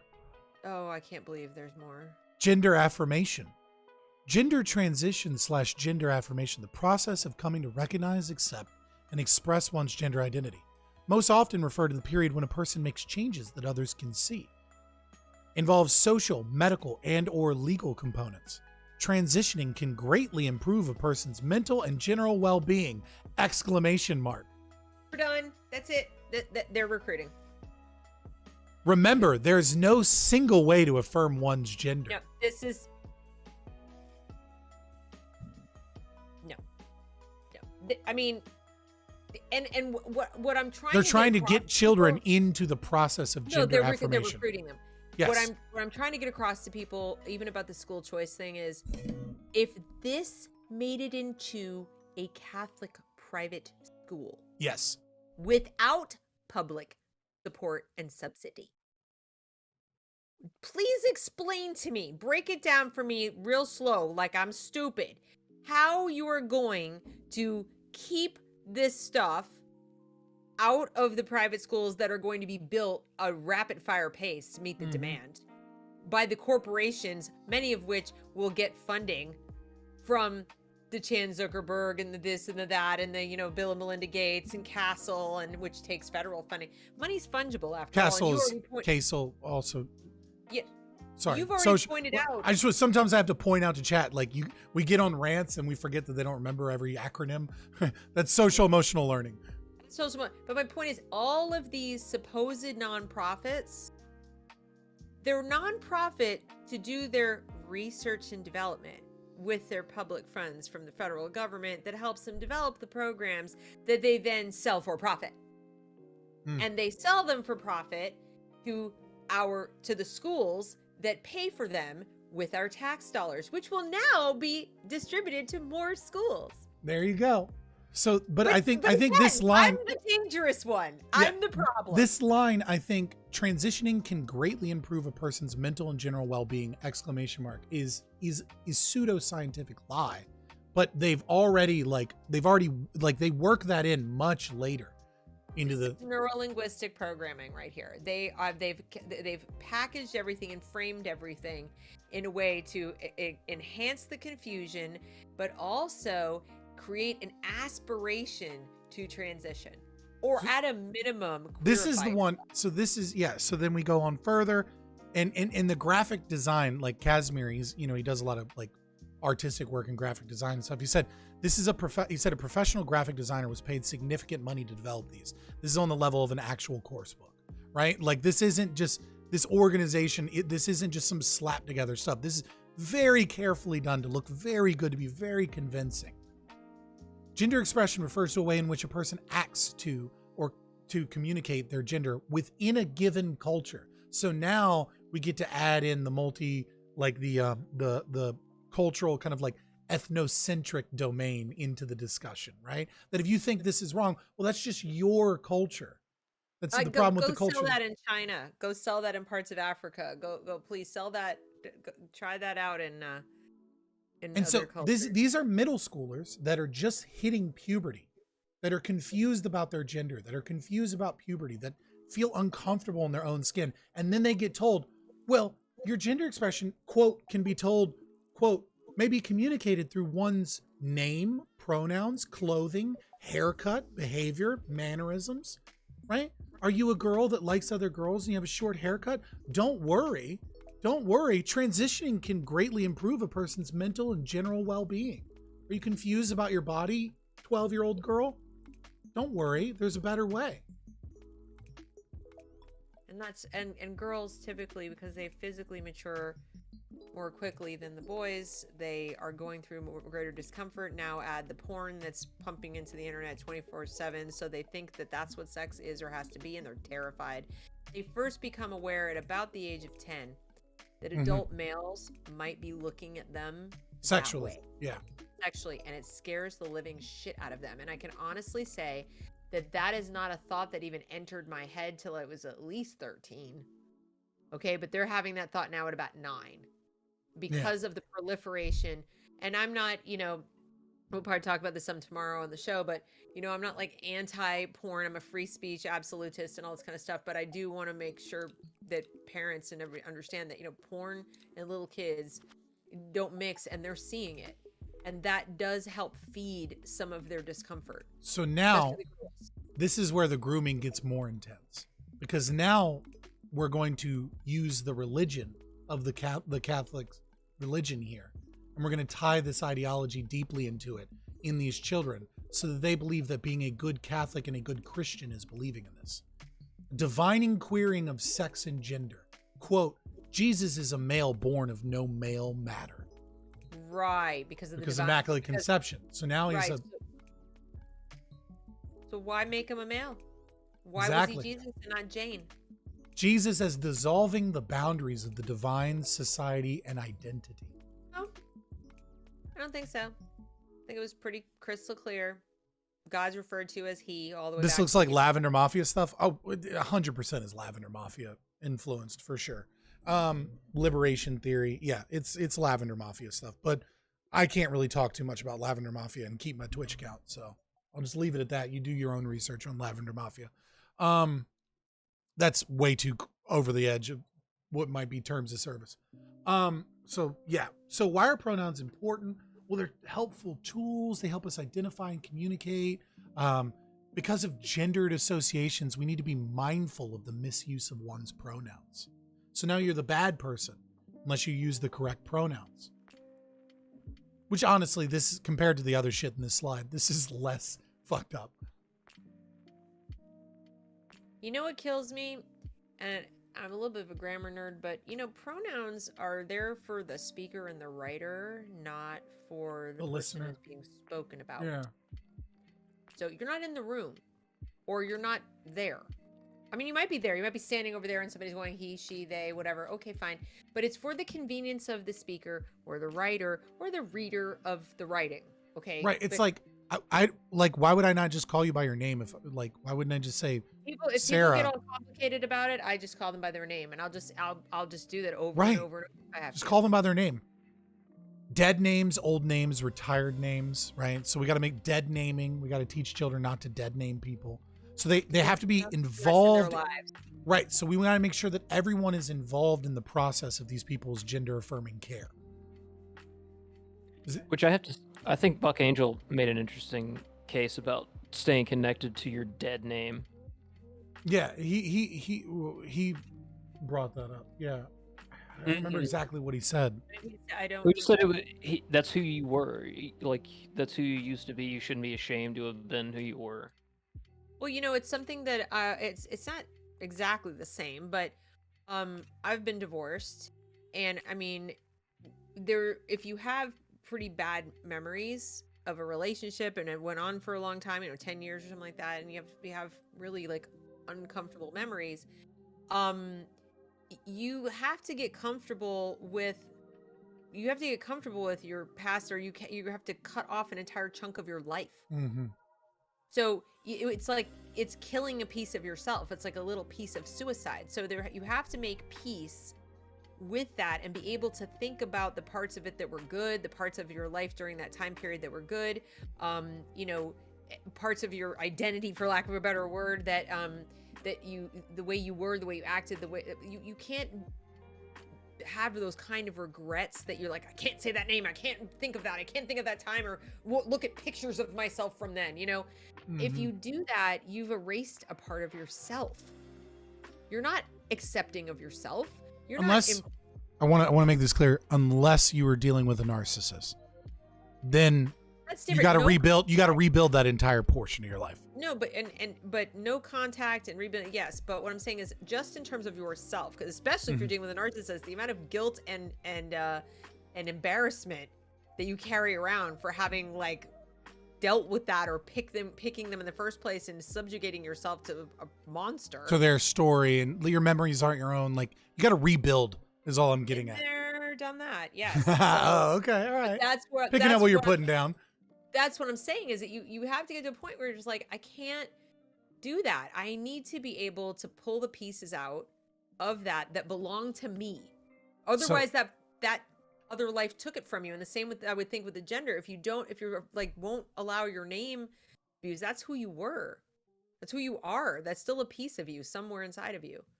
So then they use pseudoscience to justify the position, right? To make sure, well, the science supports this, right? Wait, is this literally being shown to the children? Yes. It's a terrible way to make a graphic. Never mind that. This is insanely over their head. Yeah. Oh, yeah, for sure. But it has a nice little in conclusion section. Using the correct noun and pronouns of your students literally saves lives. No, it doesn't. Yeah, but they blast you with shit science that a sixth grader doesn't understand. It's propaganda. Right. It's complete bullshit. Literally saves lives. Encourage other student, faculty, and staff to do so also. This is that vanguard portion, right? Where they're trying to turn the children into activists. It's not just enough for people to change their name. It's not just enough for you to not dead name them and to use their pronouns that they prefer and to be a part of their gender affirming care. You now have to encourage other student, faculty, and staff to do so also. And if you don't, recognize that you're killing trans people because it literally saves lives. Quote.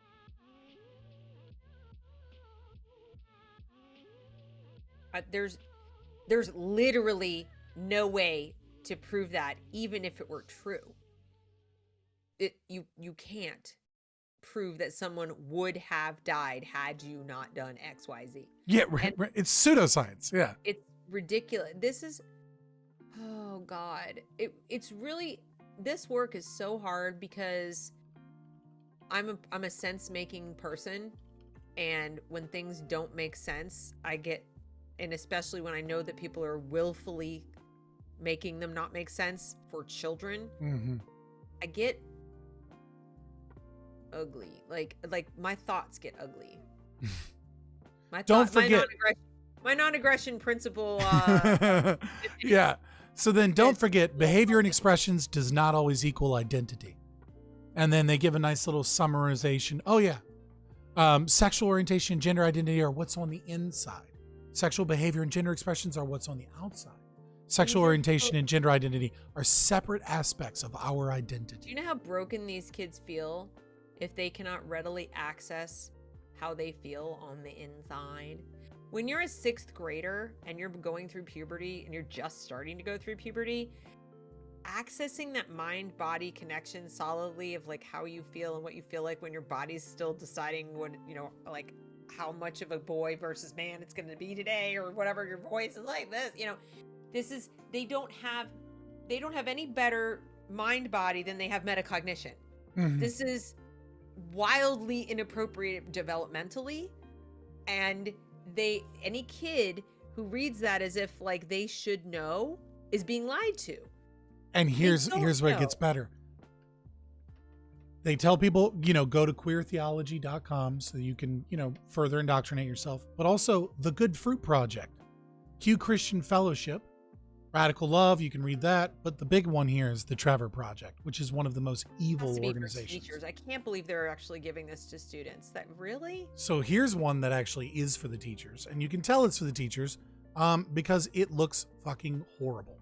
It is a terrible, terrible fucking, hold on. Oh, this is the implicit bias one.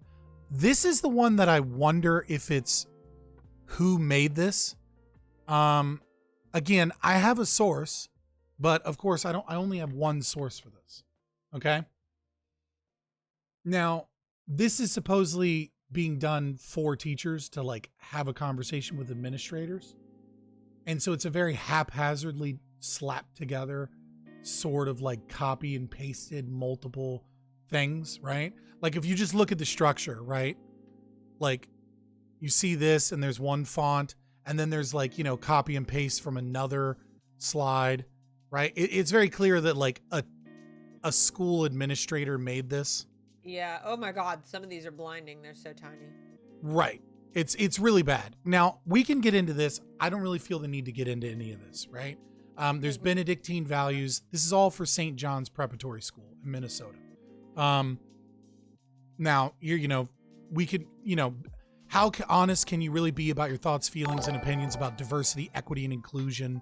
You know, there's a lot of stuff here, right? But the thing that I wanted to show you, debiasing, I love that, like how to untrain it, counter stereotypic training for teachers, exposure to counter stereotypic individuals, intergroup conduct. There's a lot of woke shit in here, right? They're making communication nearly impossible. It's a now, minefield. this is the one that is crazy to me. This is leadershipnow.com/leadingblog/2021/01/culture_renovation. Culture renovation plan. Step 1. Develop and deploy a comprehensive listening strategy. Right? Seems pretty innocuous, right?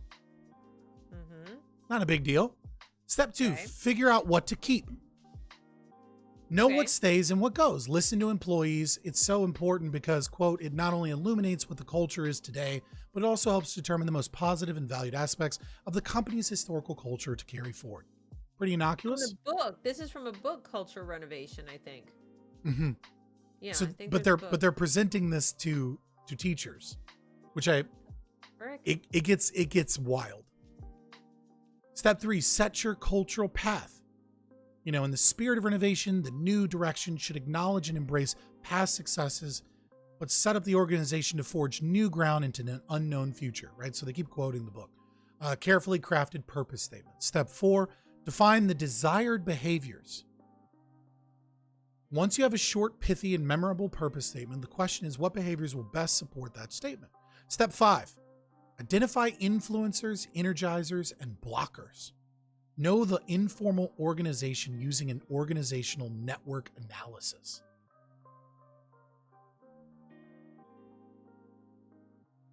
Okay. How about teach the kids to read and write? Can we Right, do but that? this is not for the kids at all, right? This is for the No, teachers. I mean, I'm Yeah. saying for the teachers. Like, the teachers aren't bright enough to make anything of sense out of this. I'm sorry. Yeah, but it gets Be a better. jerk. Determine how progress will be measured, monitored, and reported. Ultimately, the reason for a culture renovation is to enable the organization to execute on its go-forward strategy, because this change can sometimes take years. It's important to define upfront what the indicators of a successful renovation should be, and to put in place mechanisms to monitor progress. Oaks offers a number of common measures and methods. So already you can start to see this is like you like all of your fucking commie red flags should be going off. Yeah, Right? I mean, that's what like I said all throughout our conversation about school choice and school in general.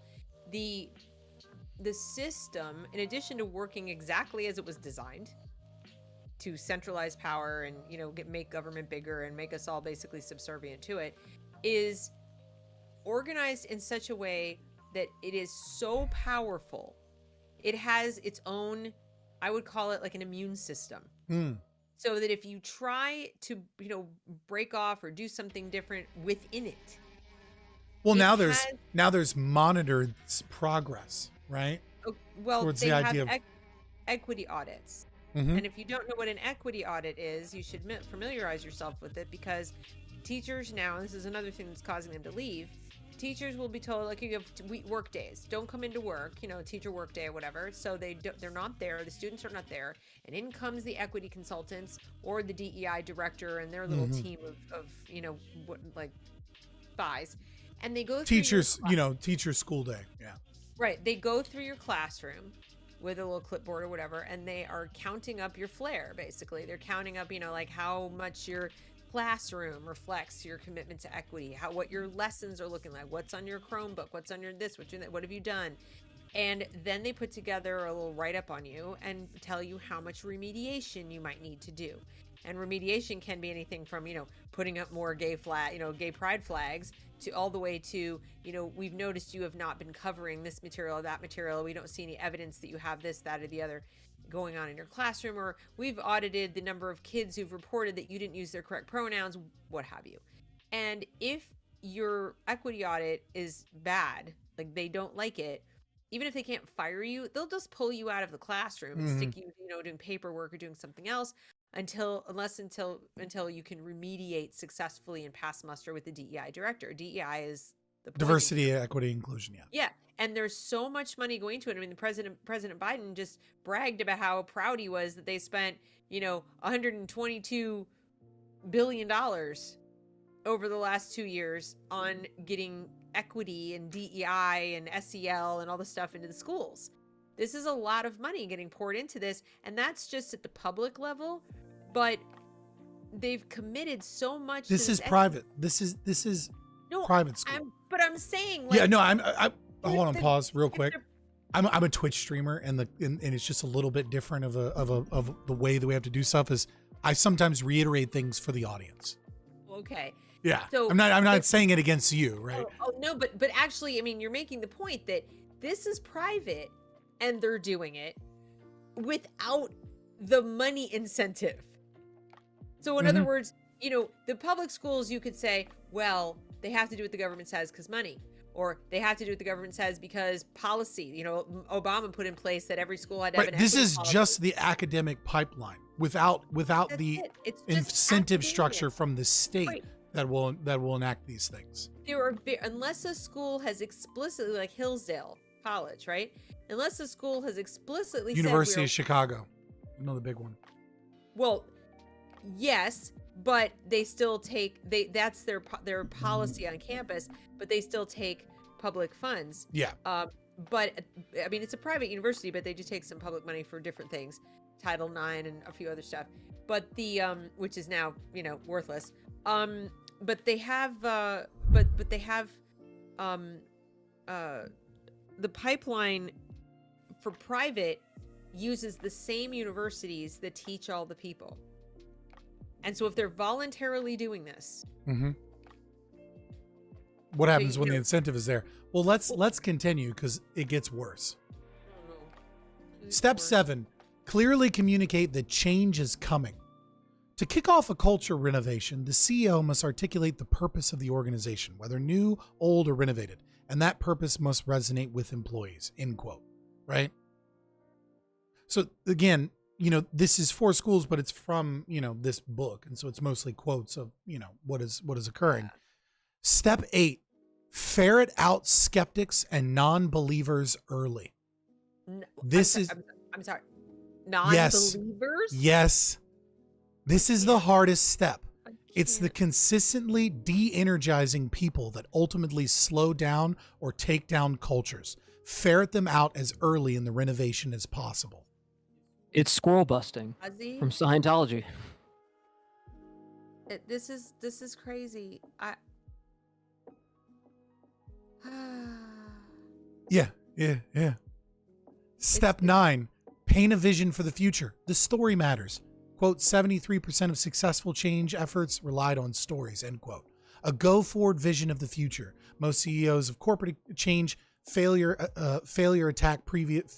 attack. I fucked up typing here. Hilarious. Previous leadership and focus their messages on the past. Step 10, consciously collaborate. Strong internal collaboration is important to drive change. The group must understand why they are coming together and what they are doing. Collaboration can go too far, as in the case where, quote, connectivity is through the roof because everyone believes they need to be consulted on decisions. So this is, mentor people, find the right people, collaborate with those people, give them the opportunities, right? Ferret out the skeptics and the non-believers. They slow down the progress. Make sure that you form your own clique and your own power and take over the institution. Like, this might as well be rules for radicals for teachers of the new age.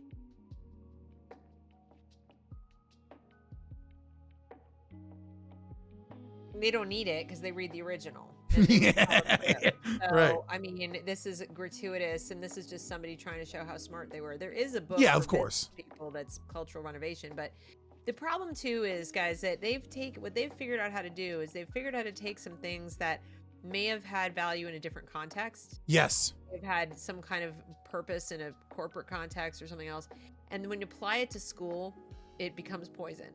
Well, it's the same thing with Casel, right? And I know you're probably not going to like this, but Casel's original concept, right, was derived from what guidance counselors were doing for children with conduct disorder and oppositional defiant disorder. Now, Right. Kaisel's approach there, right? Those practices, when done by a trained psychotherapist on children with ODD and CD, is actually really good, right? Right. And then they tried to widen it, and that was already a problem. And now you add the transformative method to it, so that it becomes all about the ideology, and you're using a system that worked for kids with conduct disorder and turning it into a poison for the ideology for all of your students. Right. And again, these are business practices, but they're trying to train these ideas into teachers like, hey, you can use these for the culture in your school, right? And you know that, and the idea that you're using this and pairing it with, training and conversations on racial bias, Right. it goes to show that it goes from creating a new company culture, right, which is what this is originally designed for, to like you're having a transition, there's a corporate merger, like there's like the whole culture is shook up. How do we get the company to work together properly under like one unified flag, to now add the indoctrination element to it, add the political ideology to it, and all of a sudden you're using those practices as a means of taking over your schools, your private Catholic school, St. Right. John's in Minnesota, and using that to attack the structure to ferret out individuals that don't believe in your ideology. Right. And that's what this translates. It seems scarier than it is at first reading, because they're too, you know what I mean? Because like, if this was explicitly for Marxism, you would be like, holy shit, this is the revolution, right? It's not really that way, and because it's not meant to be shared. Like, this is a leaked document. Like, this isn't Right. this isn't meant to be actually done. But I mean, the idea that they're teaching this to people in this context, I find to be terrifying. Well, it is, and I mean, I just don't know how we continue to fund these efforts, because we're basically funding our own suicide or our own murder. Yeah. And but like I said, the way you defund is you disengage. Mhm. You don't ask for them to give you the funds. No, you just homeschool your kids. You get the fuck out. You just get the fuck out. And the money that you're leaving on the table, consider it an insurance policy on them coming after you. The more you fight to get that money back, so to speak, the more likely they'll be like, they're gonna give it back to you when they figure out how they can leverage that to their benefit. Yeah. They're I'm just not going to gonna read give the it back to steps 1 from minute here on out. before. I'm just going to read the steps from here on out. If you want me to read something, that's fine. But, there's a lot here. But step 12, provide training on the desired behaviors. 13, make onboarding about relationships versus red tape. 14, promote those who best represent the new. 15, Oh boy. 15, change performance management practices. Step 16, leverage employee affinity groups. 17, increase the focus on talent mobility, which is just, this one doesn't even translate well. Step 18, don't underestimate the value of external sentiment. Ew. Use external feedback from places like Glassdoor, LinkedIn, and social media to monitor the progress of efforts to renovate your culture. So make sure you're spying on all of your teachers and administrators' social media so that you can make sure that they don't have the wrong Facebook posts. Yay. I don't want to go further because I don't accidentally want to. I don't want to accidentally go too far and dox the contact information. I don't need to get in trouble for harassment. But yeah, so I wanted to show you those things because I think they so deeply connect to this idea that people have that like, oh, my religious private school is going to be a safe haven from this. Yeah. This is what's happening in your religious private school now with charity organizations and the pipeline from academia without any government involvement and without any regulations that are occurring. And the executive branch is already full of these people. They're so chock full of these people, and they they want our kids to be separated from us. So, you're saying, how do I sell homeschooling? Well, you don't sell homeschooling. You sell parenting. You remind people that what's going to happen if they continue to ask the government to do this job for them is they'll get their wish and they won't like it. Be careful what you wish for. I want universal preschool. I want the health center at the school. I want a laundromat at the school. I want 3 meals a day, not just 2, covered by the school. Well, pretty soon they're going to open up a dormitory and the social worker is going to come to your house and say, we really think little Johnny would do better sleeping over. So we're going to do that because, little Johnny has expressed a lot of stress that you're not affirming his identity as well as he would like. And I know that you call him, Jane, but he goes by Johnny at school. And we've decided that because you've been continuing to dead name, him, we are moving him into. What do you mean pretty home. soon? This is. No, I know. A, But what I'm a saying woman, is, a woman in California already, yeah, but had CPS called on her because the state tried to take her children away for dead name. Yeah, this has happened repeatedly, and this is going to happen more and more and more. And now you want to move it into the private schools. And they're no, we'll be able to protect it. I'm like, okay, how?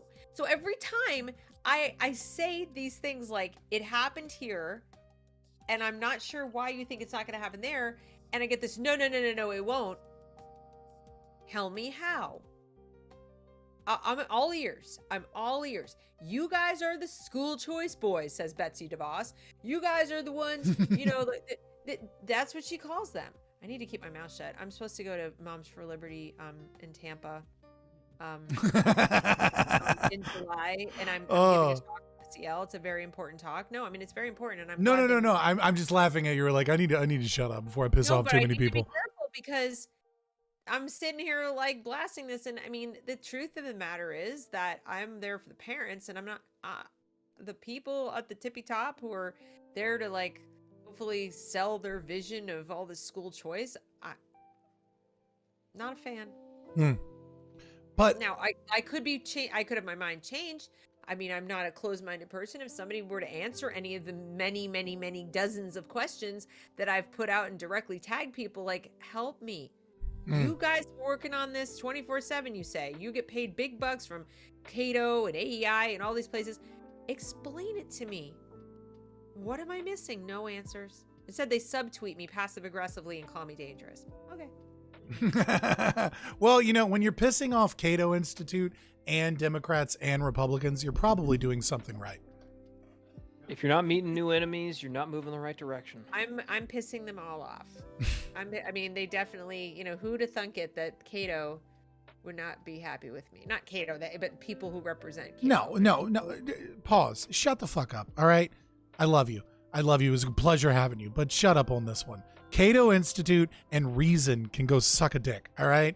These people are DC Beltway, bought off, failed Democrats that occasionally espouse libertarian principles. I'm so glad you said it. I was being ironic when I said, who would have thought that they would have did it, because no. I'm picking up what you're putting down for a long time, but I just think it's funny because I've had people say that to me, like, but aren't you a libertarian? And I'm just like, small L. Very small L. Deb, it has been a pleasure having you. I hope we can do more collaborative stuff at some point in the future. Like, you don't got to DM me immediately, but it was absolutely a pleasure. Welcome to Twitch. It's a bit wild. Well, I wish you luck. Definitely check out her channel. It's a good channel. She also does, she does something similar to what we do here, which is, a lot of the content that you guys get is reaction to just reaction's sake. And a lot of times, like I watched her drag pedagogy video, and it was like, she looked at a tweet, but she's breaking down what's happening. She's breaking things down by words, and she's looking at the actual study. And even when James Lindsay is tweeting something out and highlighting portions, she's breaking down portions that aren't highlighted. So it's definitely a good place if you want to learn something. You should definitely check it out. Thank you. All right, you guys, thanks for having me on. I really appreciate it. Sorry about the technical difficulties. It happens. Not a problem. Have a good night. It's a pleasure to have you. Thank you. Okay. Bye. Bye.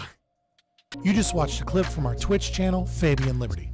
If you like content like this, please like and subscribe here on YouTube, or go ahead and give us a follow on twitch.tv/Fabian Libby.